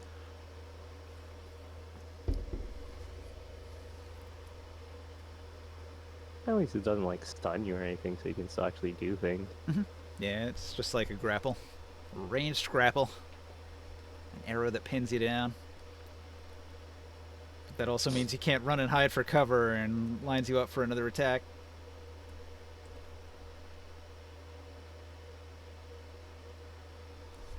Okay, so like I said, the assassin doesn't attack you again. He's smart enough to hit and run, so when he did not get a kill, he immediately left the area and avoided the investigation that your party was doing, trying to find him, trying to pinpoint his location. He seems to be employing some magical items that obfuscate his location, so you can't get a beat on him. You can't find any tracks. You can't trace his movements. He seems to be moving through the shadows and has items that prevent you from detecting him using divination or psionics. This assassin knows his stuff. And the innkeeper is going to warn you, if there's an assassin trying to kill you, you should be very careful. If you're going to stay here in the city, he's likely to try to take you out again.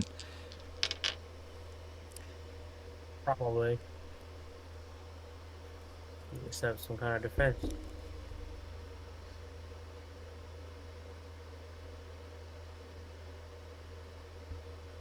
So this town has suddenly become very dangerous.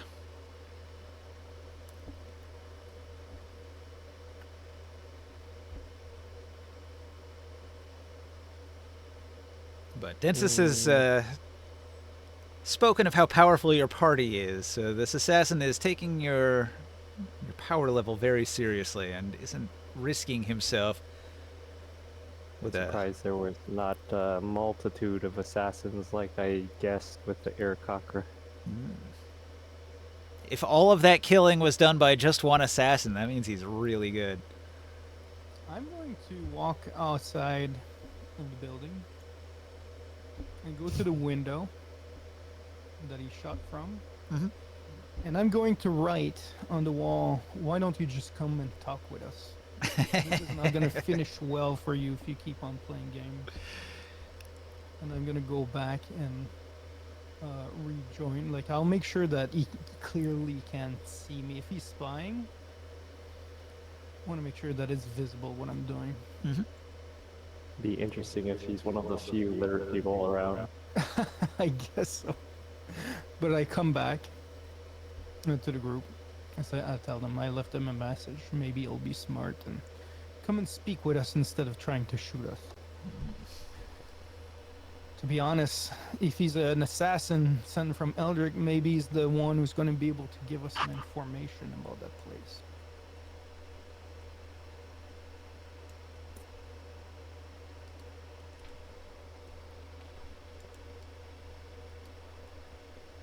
I think he's smart enough not to show himself though. And what he did. Ah, he's puny. What is he going to do to us? I mean, he has some specialized equipment that looks pretty nasty. Oh, I know, but even if he paralyzes one of us, there's still 3 of us that can probably just take care of him. He's facing, he's not just facing one person here. Does Orin have true invisibility? Or no, not yet.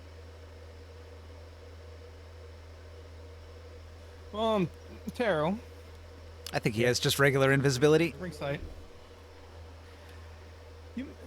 Don't you have that capacity of going in the dreams of people? I was planning on doing that, yeah. Yeah. That assassin's gonna have to sleep at some point. Indeed. You might be able to find him and try to convince him to come and speak with us. I don't want to chase him forever. We might Very be able to. well. We might be able to just negotiate and avoid. Hey, can you use his arrows that belong to him? Can you use that to like Oh, message him maybe to find or where he something? is. He could do a legend lore. I don't think he could send a message based on it though. No. But if you have an item of is, you might be able to.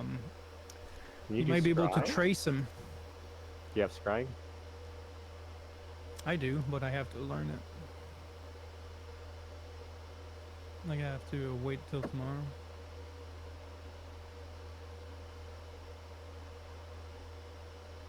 I think I might have it too. Weird spell. Mm-hmm. What level is that? Like 5? Yeah, 5th level. Mm-hmm. I'm gonna change one of my spell, my low level spell. I'm gonna put on overnight. Detect. Detect evil. Can I do that? I don't have it. Detect evil will indicate that the arrows are evil. No, I know, but can you detect like if a person is evil around or Yeah, if they're super evil, it would show up. he's an assassin?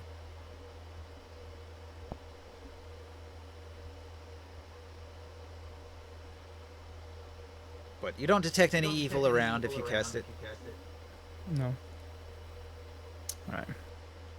Unless the innkeeper's evil, let me roll. Nah, he's alright. Boy, that'd be funny. You're just in a random regular place, like you're at the dentist and you decide to cast detect evil. It's like, oh god, my dentist is evil. Shit. Yeah. No, thank you. I'm out of here. He's trying to torture you while he's fucking working on you. You ever see that Little Shop of Horrors with the dentist scene? No. No, I haven't seen that. He's just there. He's not like evil, like he's not like killing people in the dentistry. He's just there to collect your dental insurance. Drill extra cavities that you don't actually have. An insurance man, the truest, most evil.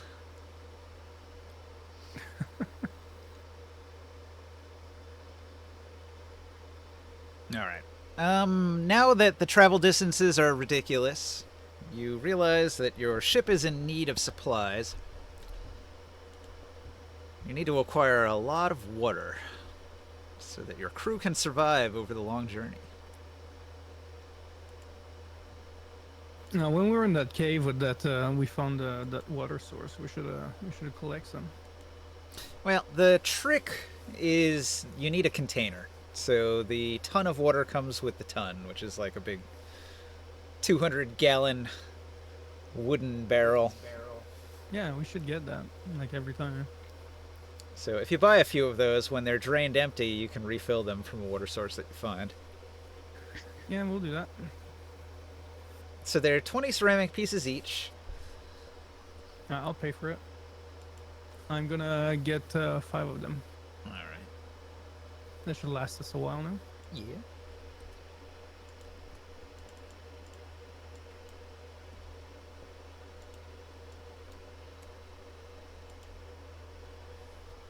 And I did a bunch of interesting calculations, right? So, at one point, you killed a black siltar and you collected the meat from it, and it was like 20,000 pounds of meat. And you kept some of it, and you gave a whole bunch of it, like the majority of it, to the Dragon Riders. Yep. So I did like a bunch of like deep dive on the economics of here in Azith's Rest. I guess they're going to do all of it here while you're in town. They're going to take all that meat that they had, and they're going to go out and they're going to sell a lot of it because it's very valuable, rare meat, and they're going to try to make a quick buck flipping it immediately. And so I did those calculations. They were able to sell a bunch of it. They sold some at a discount to traders in large quantities, and then they sold a bunch of it individually on the street to people that just wanted to buy some meat. And then they bought a whole bunch of salt, and they began preserving all of the meat. And so they ended up turning it all into jerky that is preserved meat that isn't going to spoil or go bad. And so now they dried it out, and so it ended up being a lot less than like the thousands of pounds of meat that it was. It shrank quite a bit, but the end result is they have a whole bunch of money and a whole bunch of food. And with that money and food, they went out and they equipped themselves with certain things. So they're going to buy a whole bunch of water, and they're going to buy bags of holding. So all of the Dragon Riders now have a bag of holding. Not just one, they bought 2 bags of holding. So they've got one that's full of water and one that's full of food. And so they should be fairly self-sufficient. They're not going to need any supplies beyond that. And the amount of money that they made, all of them bought bags of holding. Yeah, 2 each. Yeah. Yeah. It was quite expensive, but they did it. You gave them a lot of meat that was worth a lot of money. Here, I'll just I'll paste the detail into the Discord. So Yeah, so they should be happy to work for us for a while. the Wyvern Riders receive 40,000 pounds of white Siltara meat. They fly around Rom. Well, I guess they did in Rom, selling as much as they can. They sold 9,185 pounds and made 55,000 CP from direct sales to other Wyvern Riders and starving peasants. And then they also negotiate with House McKay of Rom to sell another 6,124 pounds for 18,000 CP, which left 22,000 pounds of meat to preserve, which they turn into 5,740 pounds of jerky. They literally could have sold it all and just buy cheap meat. No, I did the rolls. They were not able to sell all of it. They had a fairly quick turnaround because they were only in town for that day, and then you left immediately. So during the day that you were in Rom, they did as much as they could, and they got equipped, and they got their supplies figured out, and so now they're going to be good to go. And the amount of money that I calculated them actually getting turned out to be great. So they're going to be fairly loyal for a while. Let's see, did I write down the total here? I thought I did.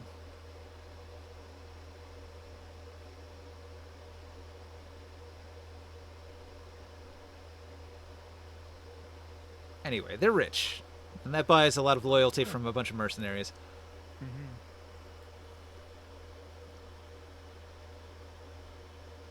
Well, let's hope that they can become allies of ours instead of just mercenaries working for us. Now here it is. 400 gold, 435 silver, and 60 CP is what they got left Because over. they are a great defense for our battleship here. If anything attacks us in the air, they can come off of their Drake and start attacking, you know? They have to travel very light because the Wyvern is only able to carry like barely the weight of the rider and his equipment, which is why the bags of holding are really useful because they only add 15 pounds. Yep. Yeah. Otherwise, their Wyverns would not be able to carry around all this water and food that they've got now.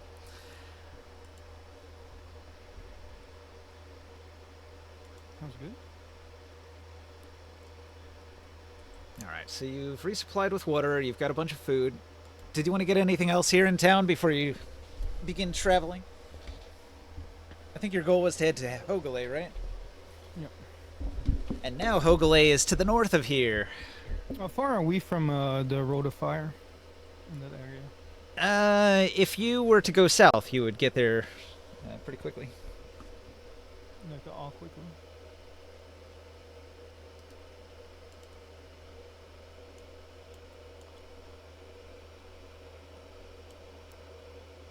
You can see the Road of Fire is just south of Elderic. It's really interesting looking at this map, because like when we were doing that quest, we didn't mention all these islands, huh? we didn't mention Elderic at all, but Elderic is actually geographically really close to the Road of Fire. Yeah, we're just past it, I think. Because I'm looking for this. I'm looking for this giant. That I'd like to collect an item off of, if we're not too far away. And I would like to. There's also our friends that I'd like to put an order of obsidian. Yeah. From the Marutuk dwarves over on the first island. Would there be much of a much of a detour for us to go there? Yes, but we do things pretty quickly, so it would be probably a week's travel, but we can get through that fairly quickly.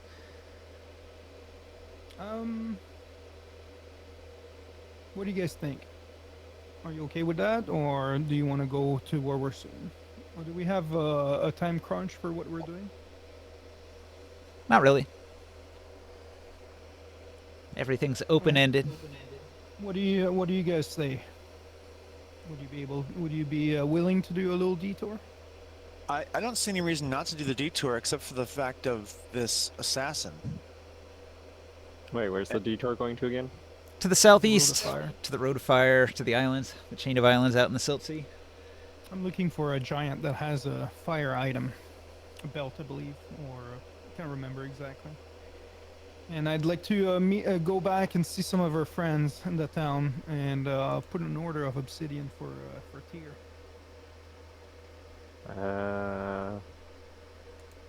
Yeah, if we're trading with them, I guess. Not, if we're not like pressed for time to try to get the whole negotiation thing with the golden, not golden, glowing desert people.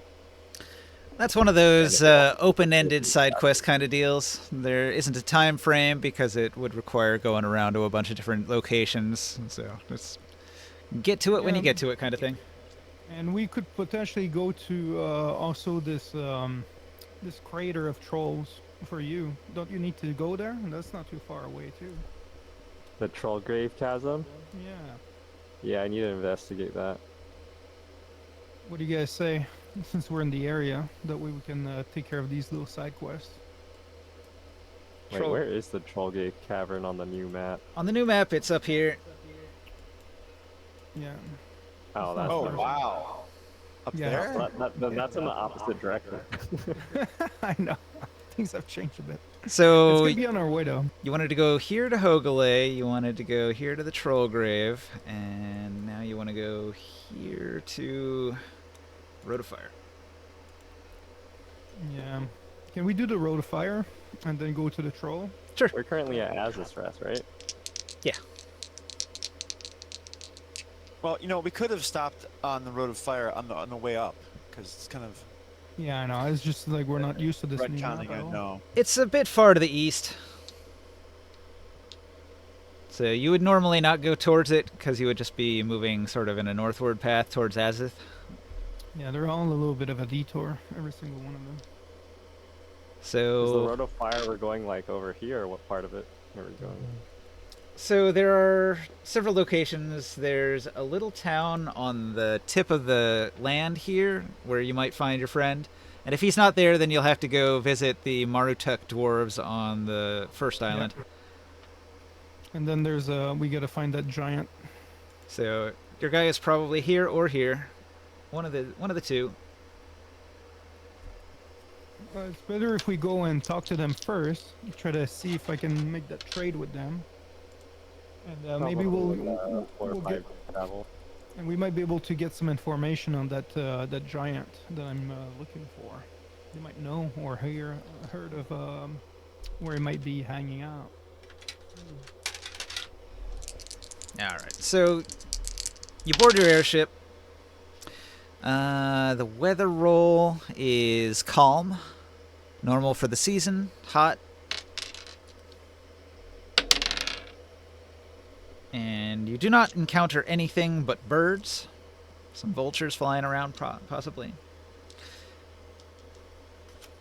Alright, so that's going to be day 1. And then the next day, after a rest on the airship and a meal... Ooh, a flat 100. There's a powerful storm the next day. So you're not going to be able to fly in a tremendous haboob. There's thunder and dust. Do we have a change weather on us? They can, but it'll take a while before we go. It might help us at least during the day, make it less of a problem for the crew and ourselves. All right. Want me to do a navigation row? Well, you haven't hit the storm yet, so you don't have to do any kind of weird piloting stuff. If you're going to cast spells to diminish the storm, that'll help before you hit the wall of storm. Yeah, that might help. All right, so control weather, and it does take a while for the spell to go into effect.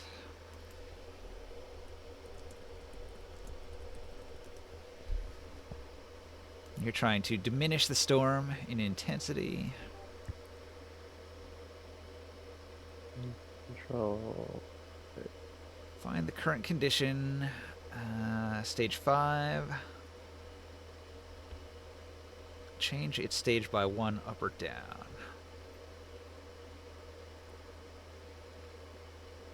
It's gonna take 30 minutes for it to change effect. All right, 30 minutes later, you've reduced it from a storm to a mere gale. That should help significantly. All right, it's windy. Make that piloting roll. It's a little more difficult than normal.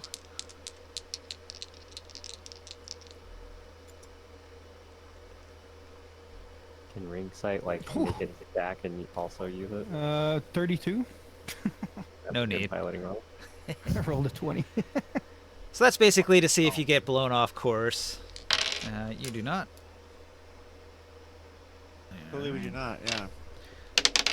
And no encounter. So during the day, you're going to see a pair of mechalots in the wilderness, just munching on some cacti. Nothing interesting going on, but they're big creatures, so you can spot them from a distance. Yeah, we don't have to. We don't have to interfere. Just let them do what they do. All right. Another day of rest during the heat of the noon. And then when the sun begins to go down, you begin to set sail again. This weather roll. It's still stormy, but it's not severe. But it is going to require another piloting roll, unless you want to control weather again in order to try to make it calmer.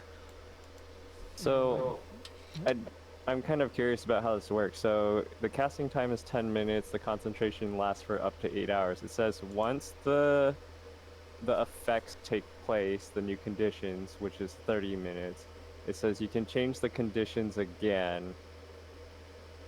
So, does that mean like after the 30 minutes, I can lower it even further from a gale to just strong winds? Probably, yeah. So that it's less harsh on us? Yeah, you could just keep working on it.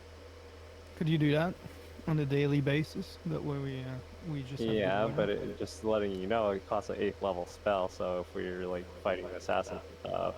Yeah, we'll be okay. It says it takes time for the new conditions to take effect. Once they do so, you can change the conditions again. So yeah, every time you do the roll, within the 8-hour span, you can do it multiple times. Yeah, that might just like help us and maybe accelerate our travel. Yeah, if Yeah, you can do that, we don't okay. even need to make rolls, because like the piloting roll, because you'll be able to make it just like a moderate wind, which doesn't Yeah. require a roll. It would probably just take like another half an hour or something. Yeah, so the second one, it also takes another half hour to work Okay, to go down to so a strong wind. it eats an hour of your day, but you're able to get the winds under control. So it wasn't as stormy. And do we encounter anything? Nope. Do strong winds negatively affect the ship at all? Like if it's a tailwind where we're going, is that still fine, or is it gonna like damage? the Yeah. sailship? Well, there's piloting rules, so let's see the rules here. A strong wind might be good for us. It might push our sails faster. Yeah, I'm just wondering if there's any adverse effects that like tear the sails or anything like that. Yeah, in a 'Cause I severe feel like storm, the gale ship can storms- definitely take damage, especially if you like fail the piloting check.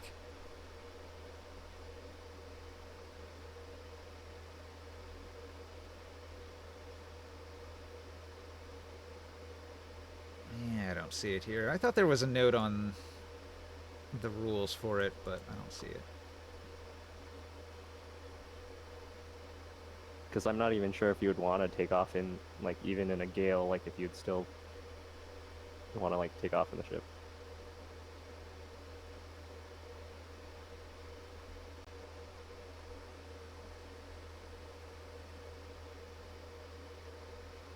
Most of this is combat rules. It's not like weather and piloting rules.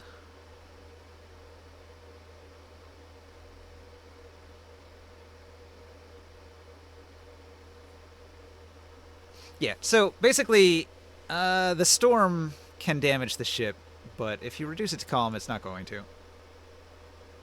Okay. All right, so we go into day 3. Day 3. Or no, day 4. I keep rolling high on the weather. It's only inclement weather, so it doesn't mess up the piloting roll. It'll be really hot that day, though, like exceptionally hot while you're camped.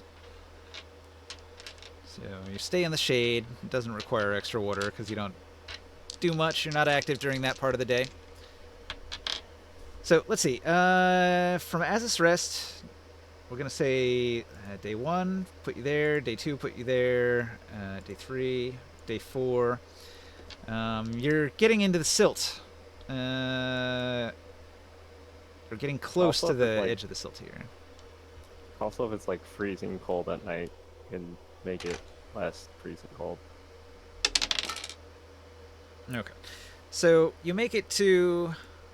For the cold, I can deal with that. I can feed the people on my cauldron. You make it to Charvas, and you ask if your friend is there. Trenble is not in Charvas. He must be with the Martuk dwarves out on the island. Have you heard of the rumors of a giant in the area that might have a powerful magical item? I kind of give him a description of what I've heard. The people of Charvas haven't heard anything about it, but they say you could try asking the giants. Yeah, we do have a relationship with these giants. Guess we can ask. Okay. Is there anything that you need to bring to the dwarves from the city? We're going to head into that direction. Most of the materials flow in this direction, so they don't need to bring anything back. Anyone needs to go out there, we can bring them on board. Sure. Let's see, how many pilgrims join your crew? You pick up 4 travelers that want to go out to the island. They say, "Oh, thank you. This is so convenient. We've never ridden on an airship. Usually we have to travel by giant in those cages." Yeah, that's right. I remember those trips. Not so pleasant, but just be careful in case of wind. You don't want to fall overboard. All right, you set out from Charvas towards Marotuk, out over the Silt Sea. The day's travel, the weather is incredibly normal, which means it's intensely hot, but that aside, do you encounter anything out over the Silt Sea? Oh, yes, a 17. All right, let's see, Silt Sea monsters.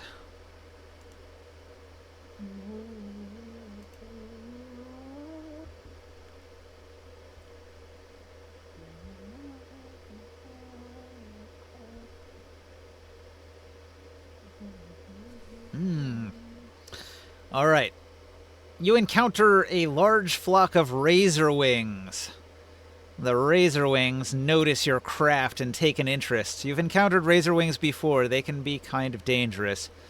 In large groups, they can be vicious, attacking predators. So they come towards the ship, and the crew is going to cry out, "Razorwings! To the starboard!" Can we have the drakes launch an attack? The wyverns? Yeah, the wyverns.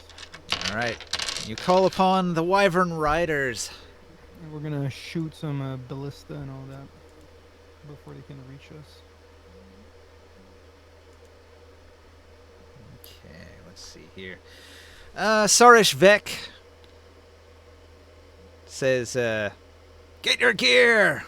We take to the skies! And he mounts up on his wyvern, and all his men pull out their bows. They set out in the direction of the razor wings, and they're going to begin firing shots into the razor wings.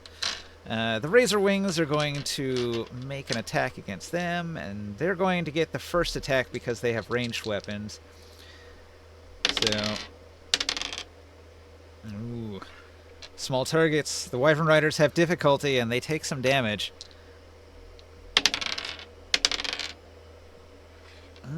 It's not going the well. Razor wings, they're not just like beasts, birds. They have weapons. Yeah, they're just beasts. They peck and they claw, but they attack in swarms. Okay. Oh, can we have one of our weapons, ballista, shoot the net that we got? All right. So I was going to say it takes 3 turns for your wyvern riders to defeat them. During that time, if you wish to fire any of your siege weapons, that's kind of overkill for a bird, but if you want to do that, you can. And yeah, a net. You want to try to capture some? That's fine. Yeah, we'll try to capture some. Yeah, roll the hit. How does that work with these weapons? Do you want one of the siege weapon operators to fire it? Yeah. All right. That'll be better than me. Oh, he gets an 11. It doesn't catch anything. Okay. Is that a dex roll? It's actually a skill check. He has to calculate the trajectory of the net based on the distance, and so it's just a knowledge check. Okay. Yeah, I'm not knowledgeable for that. Do we have anyone of us that is capable of doing like a decent shot with a siege weapon? No, I think only the crew that you've hired are trained in it. Okay. They've all got +5s, which is That's not too probably better. Like you could like if you have a really high int, you might rival their +5, but aside from that, no luck. Yeah, Sky will maybe. Yeah. Do you have +5 int? +4. +4. So you'd get a +4 if you tried to shoot the net. It's not quite as good as your actual siege weapon operator. It's good to know. I could try. Well, we already have some like NPC that tried. So. I also made a note on your dreadnought. I should mention it. So the way your siege weapons work, it's kind of like on a galleon. Like a galleon would have many cannons, but it could not fire all of its cannons at a single target because there's some on the left side, some on the right side. So I've made notes on the sheet that 3 of your ballistas are left side ballistas, 3 of your ballistas are right side ballistas, and then your 2 mangonels are kind of back left and back right. So they fire to the rear of your ship as if like behind you, or if you're being chased, you could fire the mangonel at something because it's got less range than your ballista shots.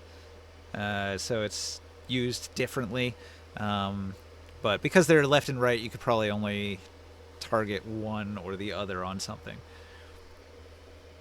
So the way it would work is you would bring your ship alongside something you want to attack, like a broadside, and then you'd fire 3 or 4 of your siege weapons. Okay. And then while those are reloading, you could circle around to the other side and fire those ones.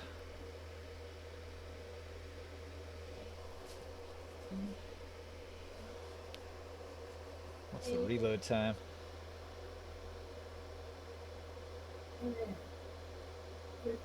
It doesn't say on the sheet here. I think the reload time is a turn. Oh, it says loading 2.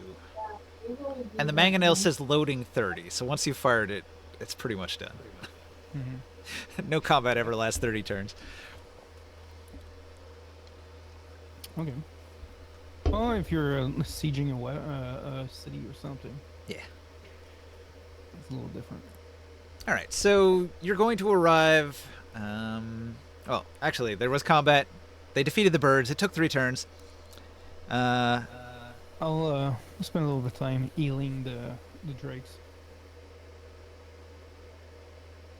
Yeah, they took some damage. They all got cut, scraped, pecked, but nothing was fatal. So a little bit of healing magic will patch them right up. You fly out over the silt sea, and you're going to arrive in Marutuk the next day. The weather is... I've rolled a 13, which is normal weather. And the Marutuk dwarves are happy to see you again. They're surprised by the airship because you didn't have an airship last time you were here. Impressed. Trenbul Alramki is going to come out from his base of operations, and he's quite happy to see your arrival. He hasn't seen you in a long time. In years. Yeah. We should set a feast. Celebrate our time. The Like you're here. dwarves are probably already setting one up because they don't get a lot of visitors out here. I'll contribute some meat.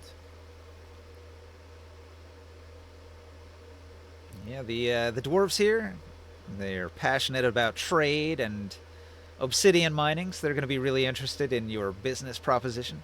How much of their obsidian do you want to buy? I want some of the best obsidian for weaponry that you could provide us.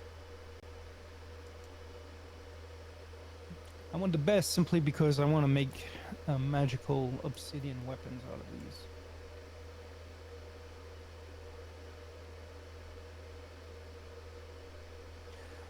Enough to, I don't know, arm an army of 500. They can sell you 10-pound blocks for 25 CP.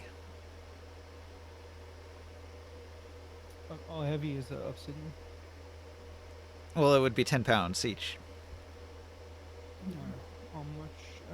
Okay, so what is the weight of like a sword, just in general, or like the tip of a spear? Not very much. So a 10-pound block of obsidian would probably make a lot of chips for arrows, spears, whatever. So getting like The entire thing is also not made out of obsidian. It's just like the tip or Right. yeah, weight. exactly. It's not the entire thing, huh? Yeah, I watched that video on how it's made. So they have like a big piece of obsidian and they're striking it downward to create the long razor-like pieces that they put into the makwatl.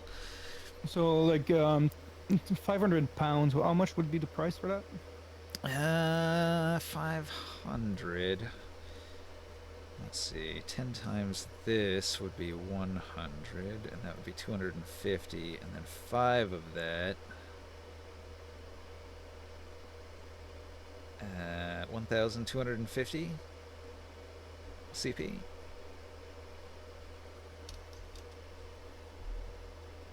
I'll pay him in gold. 12 gold and 5 silver. Yep.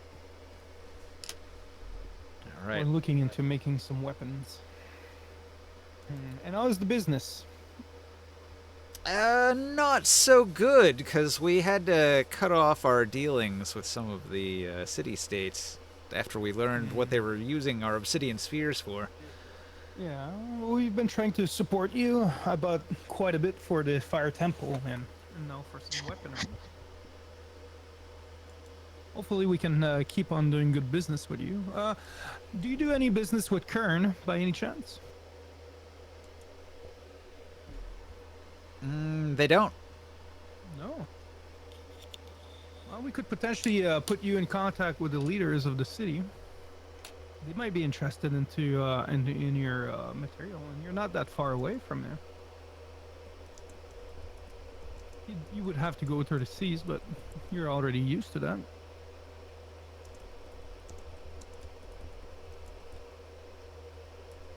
Alright, I put the note in your dreadnought that your cargo hold now has 500 pounds of obsidian parked in it.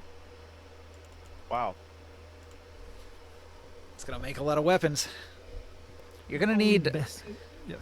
you're gonna need wood also. Yeah, that we can do business with, maybe with Nibene. Yep. I was told though, and I'm looking for a giant that has been roaming the roads of fire. I was told that he's wearing a piece of equipment that has a lot of significance to the Lord of Flames. Have you heard of any rumors of a lonely giant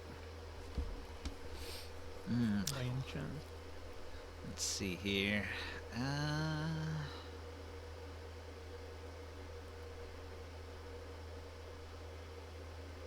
Lonely.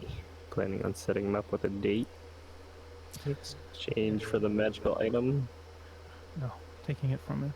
Artifact 3. In the Road of Fire, there is a rumor of a giant fire shaman named Jiraki the Char, a terrible warlord who rules a volcano lair. He's said to wear a mantle woven from flame-dyed silks and volcanic ash cloth salvaged from the ruins of a silt-blasted volcano. An artifact called the Pyre Stone Mantle. So he's going to be on the next island over, which is all entirely populated by giant clans. You've been there before. Mm-hmm. If only Taurus was here to speak muscle to them. So the island of Durgaz, I think is the name of it. There's Durgaz, there's Avigdar, and Akarakel. Akarakel. Well, Akarakel is the castle with the undead. I think the island's got a different name though. It's on the other Road of Fire map.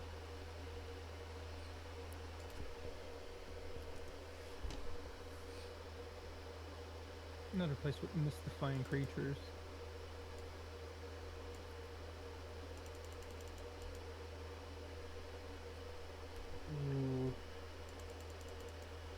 Durgaz, Avigdar, and Morgaz. Alright, so you'd have to go to Avigdar, the old stomping grounds of your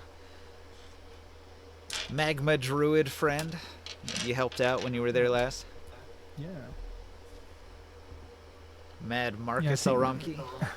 Things were going quite wild during that time. Yeah. A lot of people around me were a little worried. Well, they thought you were gonna set fire to the island. To the entire world. And it wasn't exactly like you were denying it either.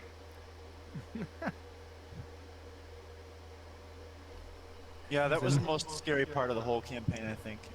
That was an exciting moment for me, man. It's like you almost went full defiler. It's like, I'm going to burn the entire planet. You're like, whoa, okay, oh. So you've got enough rumors to go on. Are you gonna stay in town for a day, or do you want to just hang out for the celebration and then leave?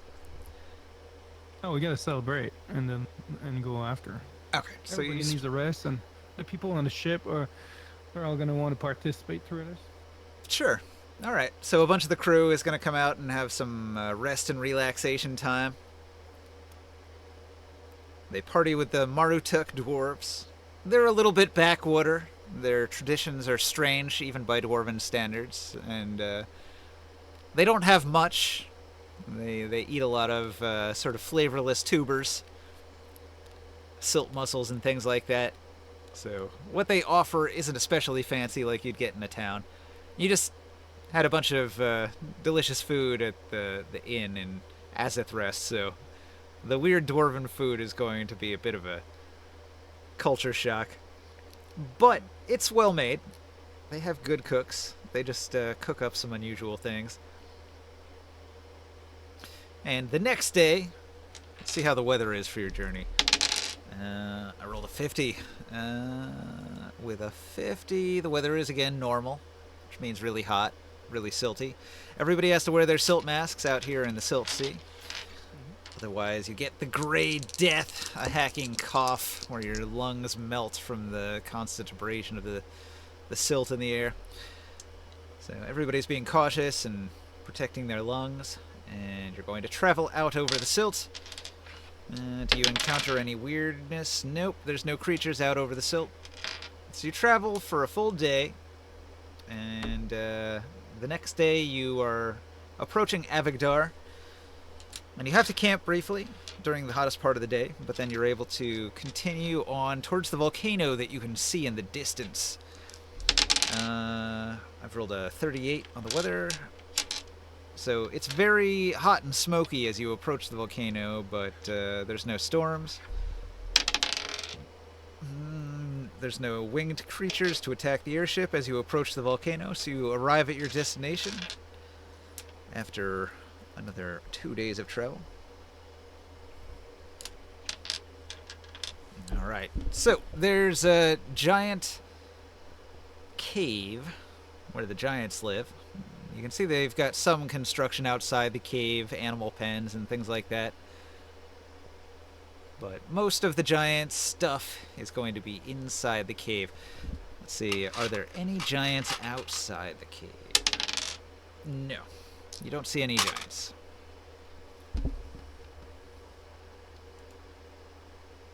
How do we go about this? Should we ask for to have a duel with these giants, or go into their lairs? Duel them? Actually, Oren, would you mind and go and spy on them for a second? I would love to. All right, you're gonna sneak in. Are you turning invisible? Yes. And your sneak is at least 25? Minimum 26. 26? I'll roll. Yeah.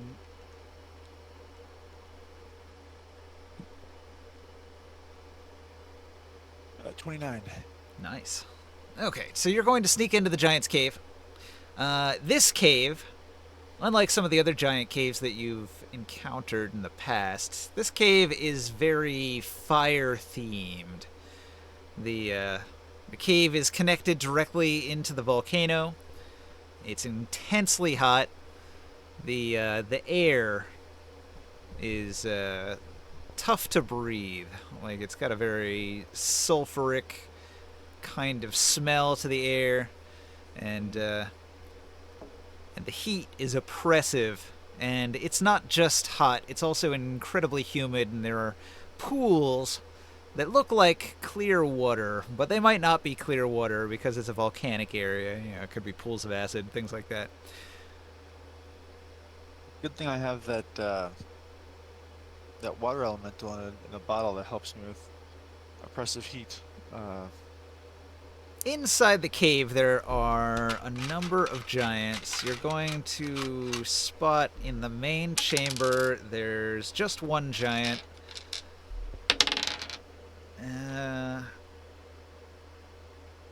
They seem to be working on something. Possibly weaving. Okay. I was looking for a specific giant, wasn't I? You are looking for a fearsome giant named Jiraki the Char, a shaman warlord.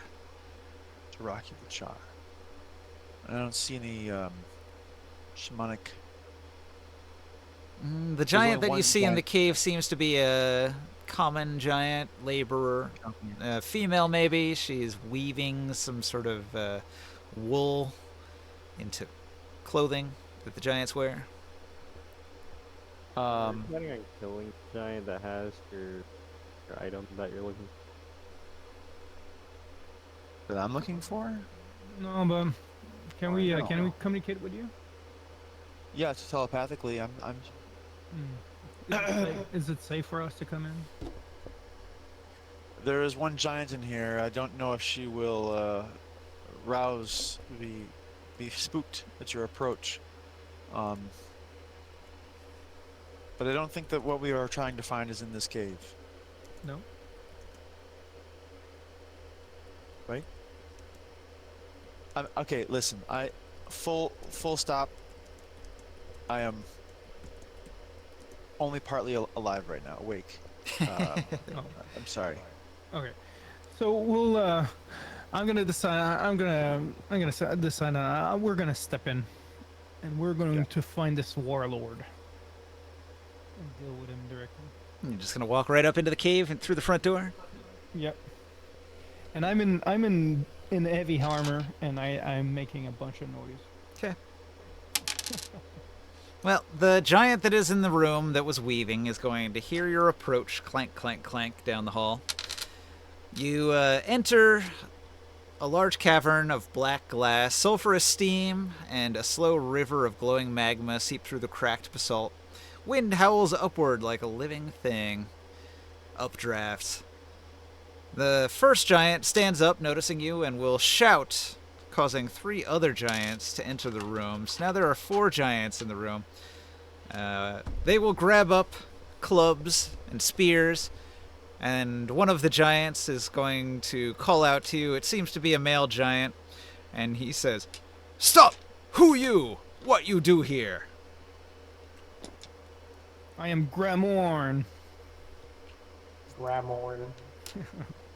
I'm Gramorn, cleric of fire, and I'm here to retrieve what belongs to me. You are in the land of Jiraki the Char. You know it is death to enter our territory. Do you dare confront me? Jiraki will not tolerate trespassers. Take me to your leader. All right. If you wait a moment, Jiraki will arrive on the scene. The mighty warlord giant comes back from the back cavern where his throne room is.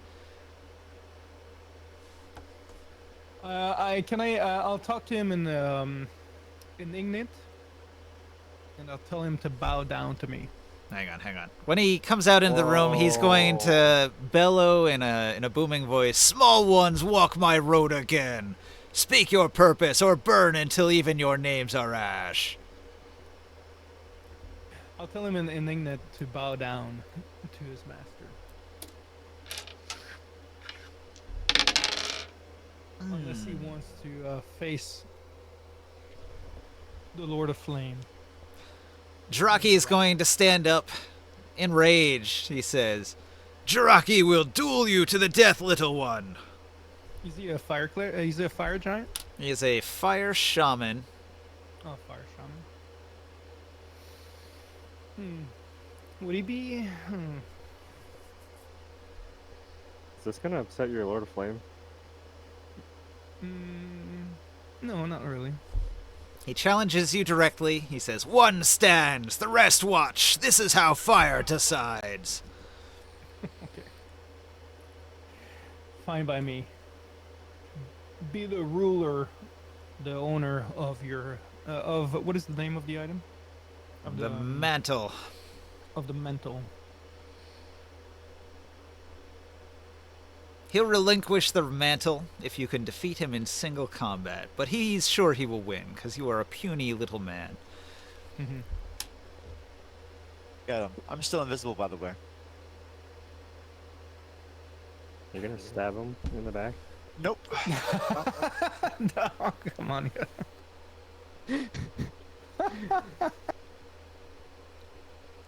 Okay, so do we do that? Like, how do we do this fight? I mean, if it came down to it and he was gonna lose, then yeah, I'd probably step in. But otherwise, You won't need to step in. I don't think I'll need to step in. Oh, first thing I'm gonna cast, though, I'm gonna cast I'm going to cast a spirit guardian. At level 6. Okay, so you cast a spell. Jiraki is going to take his enormous weapon. It is a obsidian greatsword, and he is going to walk up and make 2 greatsword attacks against you. Is he gonna enter my my bubble? Yeah, he enters your bubble. It does fire damage, though, right? No, it's radiant. Okay. Before you go into battle, Grimoire, I'm gonna poke you in the forehead and tell you to watch his every move, and you get less foresight. What is that? What does that give me? Gives you advantage on pretty much everything: attack rolls, ability checks, saving throws, and creatures that are attacking you have disadvantage on the attack rolls for the duration, Oh shoot! which is 8 hours. All right. He's gonna need to do a wisdom save. 25. All right. He gets a 27. What? Okay, well, he's gonna take half of the damage. He's just not gonna get slowed. Okay. Holy shit! How much wisdom does he have? He gets a flat plus 10 bonus. Holy. Okay. Oh. Interesting. He's a shaman. He's got good wisdom. Oh, okay, you're right. 15 radiant damage. 15 radiant damage. He does not resist radiant. All right. He scoffs and he says, "You attack with light. I attack with fire." And he swings his greatsword with disadvantage. A 4 plus 11, 15. And his second attack is a... Ooh, that would have been a crit if he didn't have disadvantage. He gets a 17. No. All right, so your turn. I'm gonna try a fireball on him. Okay. You throw a fireball. He's completely immune to fire. Oh, okay. Oh, you. I'm gonna take it. Alright. I All had right. to test that out. On his turn, he still has disadvantage this turn, right? How long does that last? New turn in my bubble. 8 hours? He's gonna have to do another wisdom All right. save. At 20. He gets 30 on it. He's gonna get half.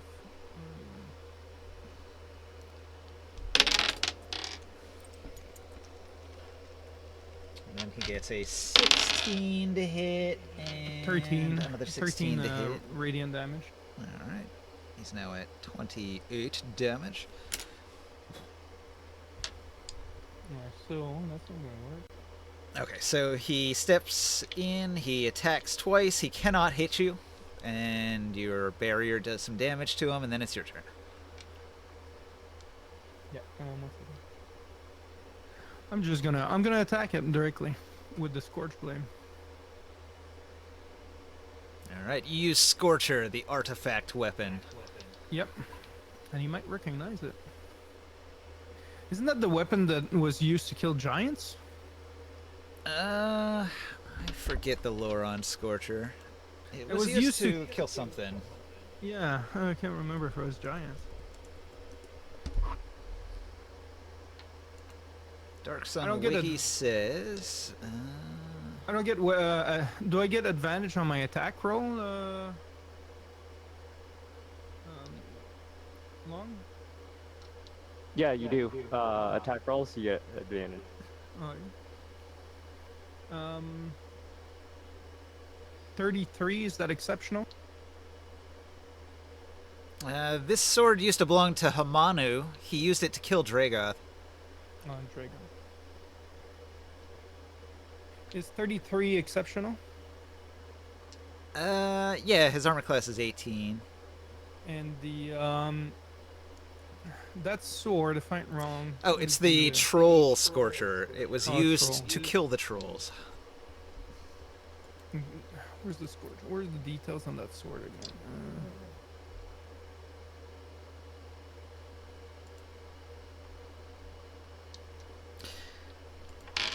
I'll put it in the Dark Sun chat. Here it is. Yeah. Oh, Did it's too you- big. I can't.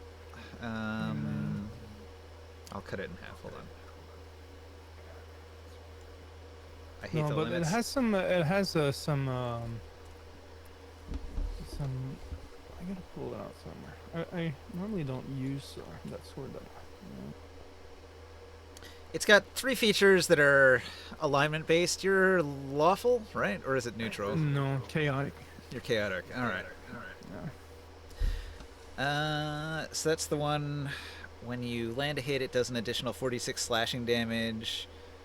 Then you roll another d20. If you roll a 20, you lop off one of the target's heads or limbs. Oh shit. So it's like a Vorpal weapon on a 20. It does a bunch of extra damage and might cut off something. Oh, but I have to roll a 20, huh? Yeah, on a 20. Oh, so like a critical hit. Only a critical hit. Yep. Oh shit. Okay. I'll have to remember that because that's pretty strong. But normally, it's still a pretty powerful weapon. A D8 plus 3.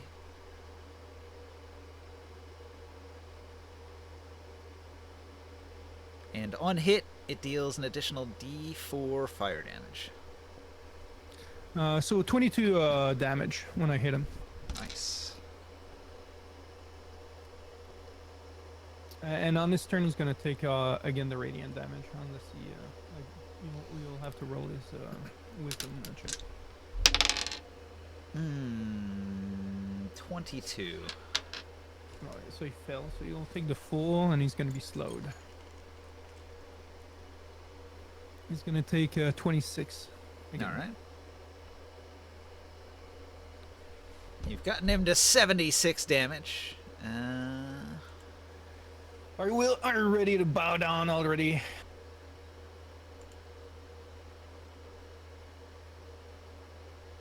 Oh, that's really close. I will not submit. I am strong. He's going to become enraged, and he's going to attack with an additional plus 2. He's gonna have problems stopping himself from attacking. And he gives himself advantage, which nullifies the disadvantage he had. Yeah. And he makes 2 attacks. Whack whack. With plus 13. He gets a 20. No. And a 21. Neither of those will hit. No. Alright, your turn again. 34 to hit, 19 damage. 19 damage. And then he can roll his wisdom again. Ooh, nat 20. He resists. If he's in, even if he's in rage, he can. I'm rolling. 1 second. He's gonna still take half the damage. 15. Okay, you've gotten him to 110 damage. He goes on down to one knee. And he plants his giant sword into the ground. And he groans and he says, "Ugh! You are mighty! And you cast powerful fireballs! I am impressed!" I am Grimorn. Never heard of my name? No, he's never heard of you. I know. Where would he ever have an opportunity to hear about you out the here? Lord of Flame maybe talks about me sometime. He lives in the middle of nowhere. Okay, well, he's impressed, and he says, "You are a mighty champion of flame. I also am a champion of the flame. I respect fire. You command fire more powerful than mine. You wish to have the mantle as proof of your superiority. Take it then." He pulls off his mantle and he hands it to you. It was a great honor to fight with you.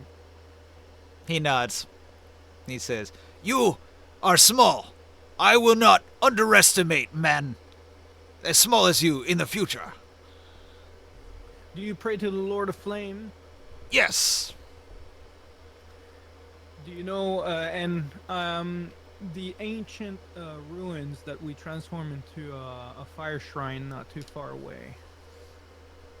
You gonna tell him about describe Hogale? Yeah, I describe him the location. You tell him I about tell the him old dwarven ruins? Yeah, that we transformed to. I given that to. There was that crazy cleric that gave me that axe at some point. Magma one. Yeah, and I made him. We made him a shrine there out of that place that was out of a sacrifice, I think. I tell him where it is, and that's where we send the giants to. The other giants that we were. That's where we send them to be refugees. Yeah. I tell him, you can go there. There's a shrine, and you will be welcome. There's many other giants, too, that you could potentially bring in closer to the Lord of Flame. I'm trying to think where that would be on this map. Probably in that mountain Maybe chain by it's Azith's right on Rest. this guy. Yeah, probably. Yeah, that's very different with this new map. I'm gonna say they're somewhere near Southgard. In the mountains, though, like nowhere near Southgard where they'd be noticed. You will be welcome. Well, he's not gonna leave his lava cave. I mean, this is the source of his power here. No, I know. He's got some levels in Druid, so he's attuned to the local lava of the land here. Tell me, have you seen lava creatures in this area, in your volcano? Any elementals or different creatures from the sources of lava by any chance? Yeah. My friend here is a druid, and he would like to be able to observe them, I think, if he had a chance. There's the occasional fire drake, but that's not going to help you. Fire drakes? Yeah, their CR is too high. Any talks of maybe a nest somewhere? Or there might be some eggs? Nothing recently. They tend to be reclusive creatures, Yeah. and we avoid their hunting grounds when we know they're somewhere nearby. We'll try to avoid them. And any elementals? Yes, he can summon elementals. There are no natural ones here that are running amok like before. Okay. Well, Morg, I'm sorry. I was hoping maybe we can find some of these lava elementals for you to observe. You can transform into them. I'm pretty sure they might be around if we're going around looking more at more volcanoes. Now this giant is a druid. Maybe you can the two of you can I don't know, share something in common. Do you know how to wild shape? Yeah, he probably has wild shape. He's not a moon druid though, so he can't wild shape into anything as cool as you. He can summon elementals. Can he only summon fire elementals though? He would summon magma elementals actually. Oh. That's pretty. Can he show me the magma elemental? I'm curious. Yeah, he could cast it.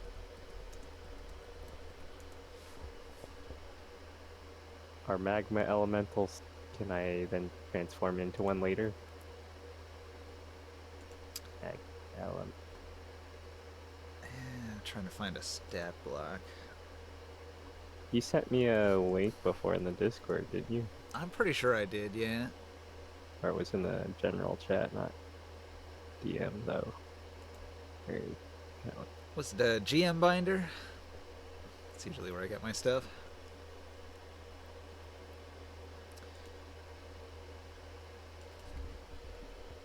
Magma. Nope, it's not listed under magma.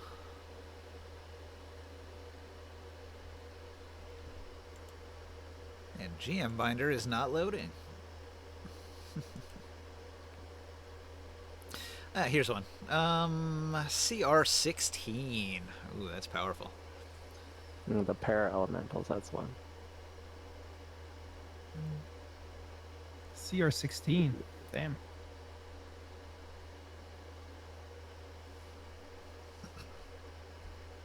Back. There's a lava one. There's no magma one in the para elementals PDF.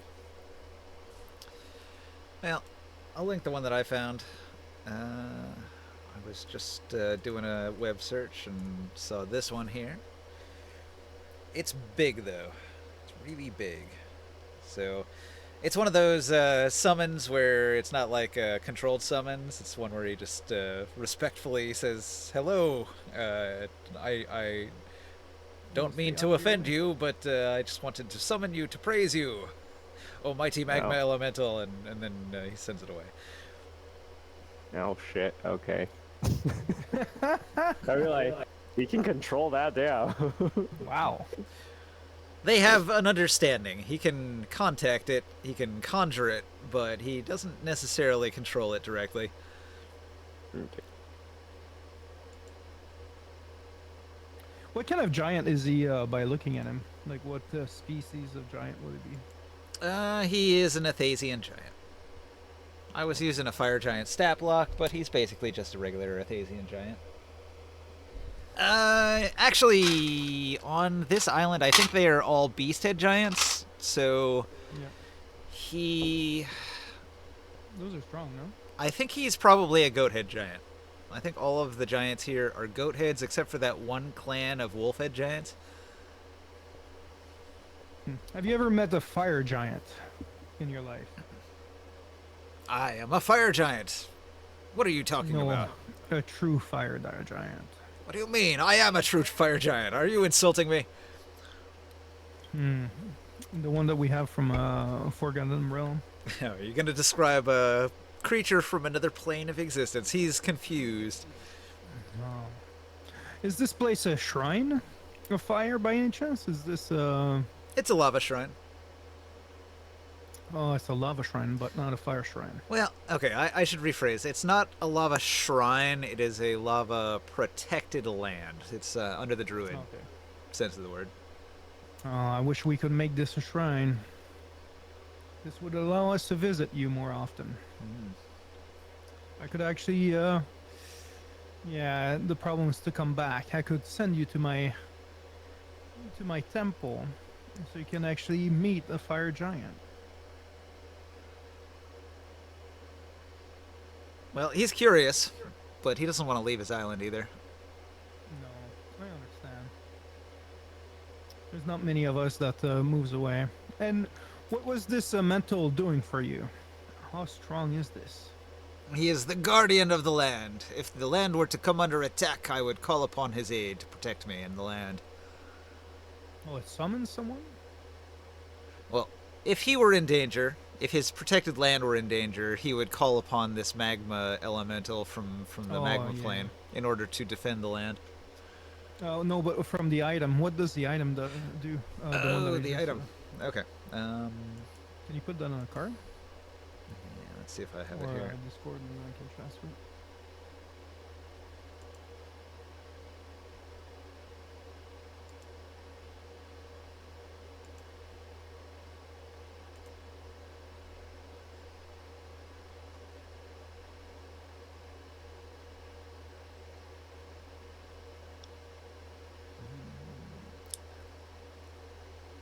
I don't have the stat block here.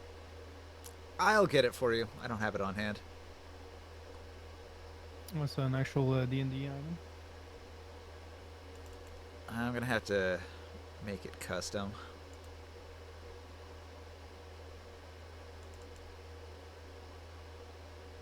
What I can okay. copy is the basic description.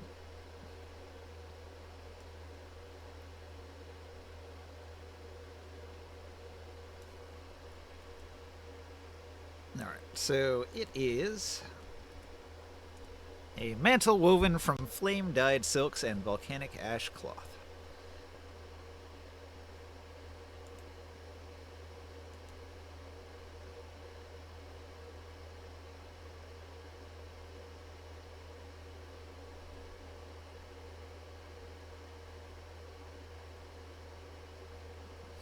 I could have sworn I made the item for this, but I don't know what I did with it. It was probably a while back.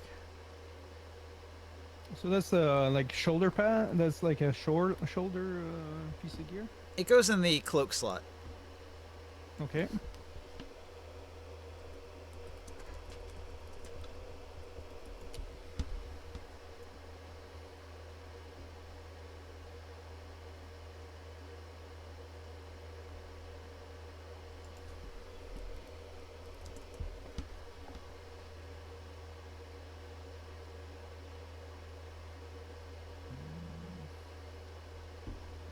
Trying to think what book that came from.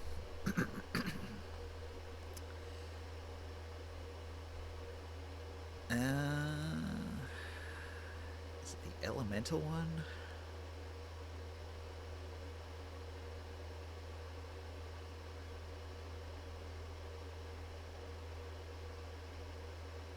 Earth, fire, air, water. Yeah, it's gonna be hot on Friday.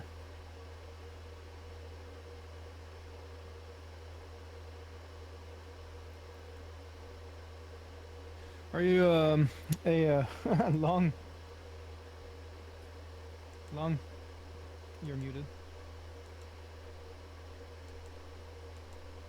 What was it? Gonna be hot Friday? Yeah. Are you getting used to Celsius, or are you still in Fahrenheit? Oh yeah, I'm getting. Yeah, it's gonna be 9 degrees on Friday. Yeah, that's still pretty.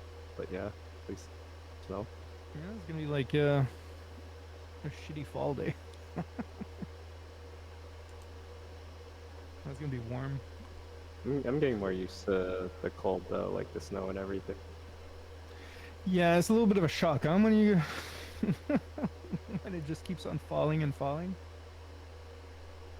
I mean, compared to last year, it's way more mild. Like there was one Oh, that's true. Last year was pretty heavy. last year, I had to be out and shovel the snow like 3-4 times because we were like worried about like the driveway getting over. Oh, dude. And I live a little closer to the snow belt, and the amount of snow we got last week, during all the storms, Mhm.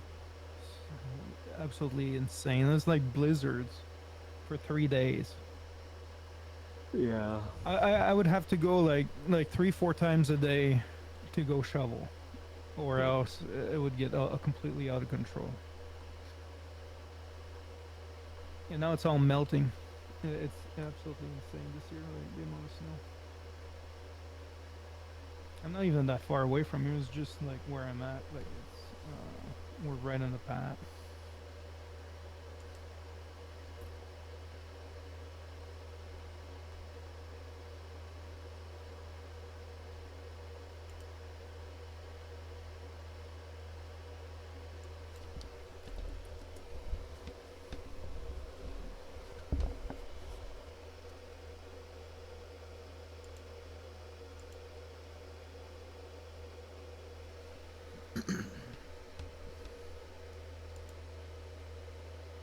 I keep notes in too many different places.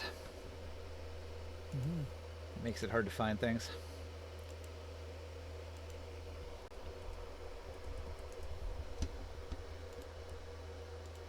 You can do a search. Yeah, it's just in so many different files. I make a lot of different text files. No, but then Windows search. You might have some keywords that will find it. Nope. Oh. Maybe it was in the item book. What, the Atlas item book? Athasian Emporium. Let me see if it's in here. I don't know. I was looking at the book, like for some druid items and all that the other day. I still got to that. What is it? That silkworm thing that makes you become a fucking worm. Yep.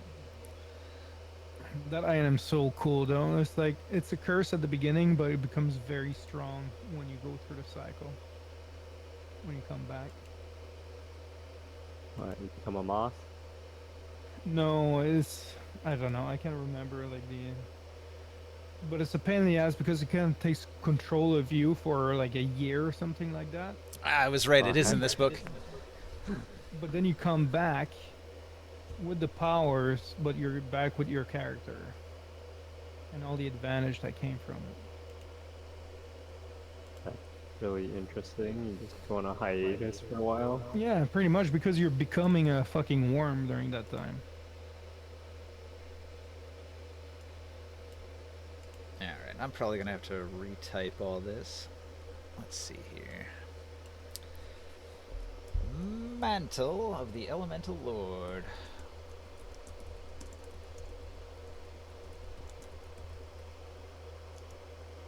Each one of these functional yet well-made and well-detailed garments sports stylized symbols representing one of the elemental forces.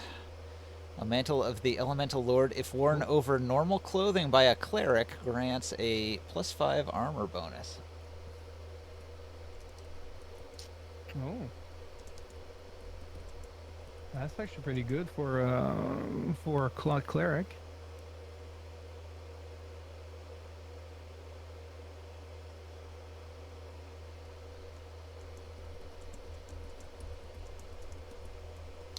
So that is an unarmored armor bonus. So if you're not wearing armor, it gives you as if you had +5 AC. But it also has a second feature, which is spell resistance.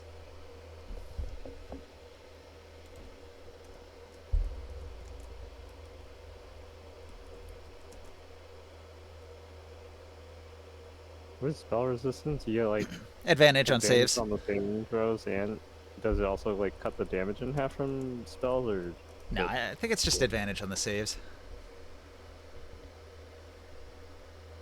In addition, each mantle helps the wearer in battling creatures opposed to the element the mantle represents. Against creatures of the subtype opposed to that element, spells that cause damage and that are cast by the wearer deal an additional 2d6 points of damage, and he gains a +4 enhancement bonus on caster level checks made to overcome spell resistance against such creatures. When casting a divine spell with the associated energy type, the wearer gains a +2 enhancement bonus to his caster level. Can you copy and paste it in the Discord? Yeah, I'm typing it out. Hang on a second. Okay.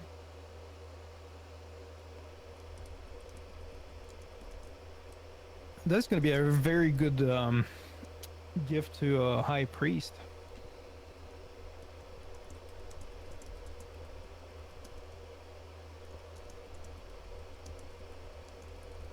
Or else it would have to be maybe something I wear myself in a public environment when I'm not wearing an armor. That'd actually be pretty good. I mean, just wearing it all the time just for the magic resistance is pretty good.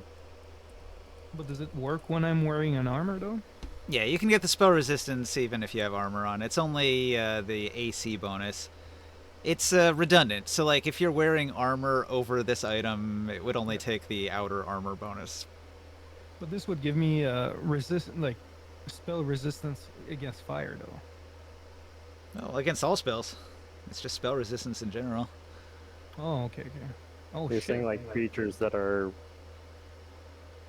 also like creatures against your that are not good against that would also have like disadvantage on attack. Water? Your opposed subtype is water. Yes. Oh, but that would, okay. Yeah, that is really good. Versus water creatures. Water elementals, water creatures, water clerics. Yeah, that's the damage bonus. Alright, so that's one line. Versus water creatures, fire spells do plus 2d6 damage. And... Oh, it gives me to additional overcome damage against water creatures? spells. So, against creatures that you are opposed to, so against water creatures, it does the extra 2d6 fire damage when you use fire spells. So your fireball would do an extra 2d6. And if you're trying to like cast a dispel magic against a water creature, you would have +4 on your spellcaster check to overcome a high level spell. Oh, wow. Okay. All right, so I think that's kind of it covers the bases. Into it though. So this is I'm gonna the gist of the item. I put it in the Discord. I'm gonna go hunt the fucking water wyverns. It's a pretty powerful item. Yeah, no kidding. It is highly attuned to the Lord of the Flames. But it benefits anybody that casts fire spells, generally. It doesn't overcome the like fire resistance if the enemy has it though, Correct.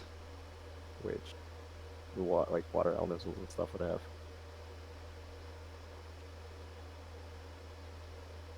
All right. Well, we are well past midnight. Yeah, what is it? +2 to fire spells level if they can be amped by a higher spell slot? Well, you know, like Fireball says you can cast Okay. it with a higher level spell slot. Like Okay. your Versus water. so you Okay, could cast versus like fire a 4th level Fireball. It would do an extra d6 of damage, right? spell. That's just in general? So Yeah. when you're Not fighting, specifically against water creatures. Oh my god. That's okay. It's pretty broken. That is not, I'm It gonna requires cast a human, right? I'm gonna cast a level 11 fireball. Wow.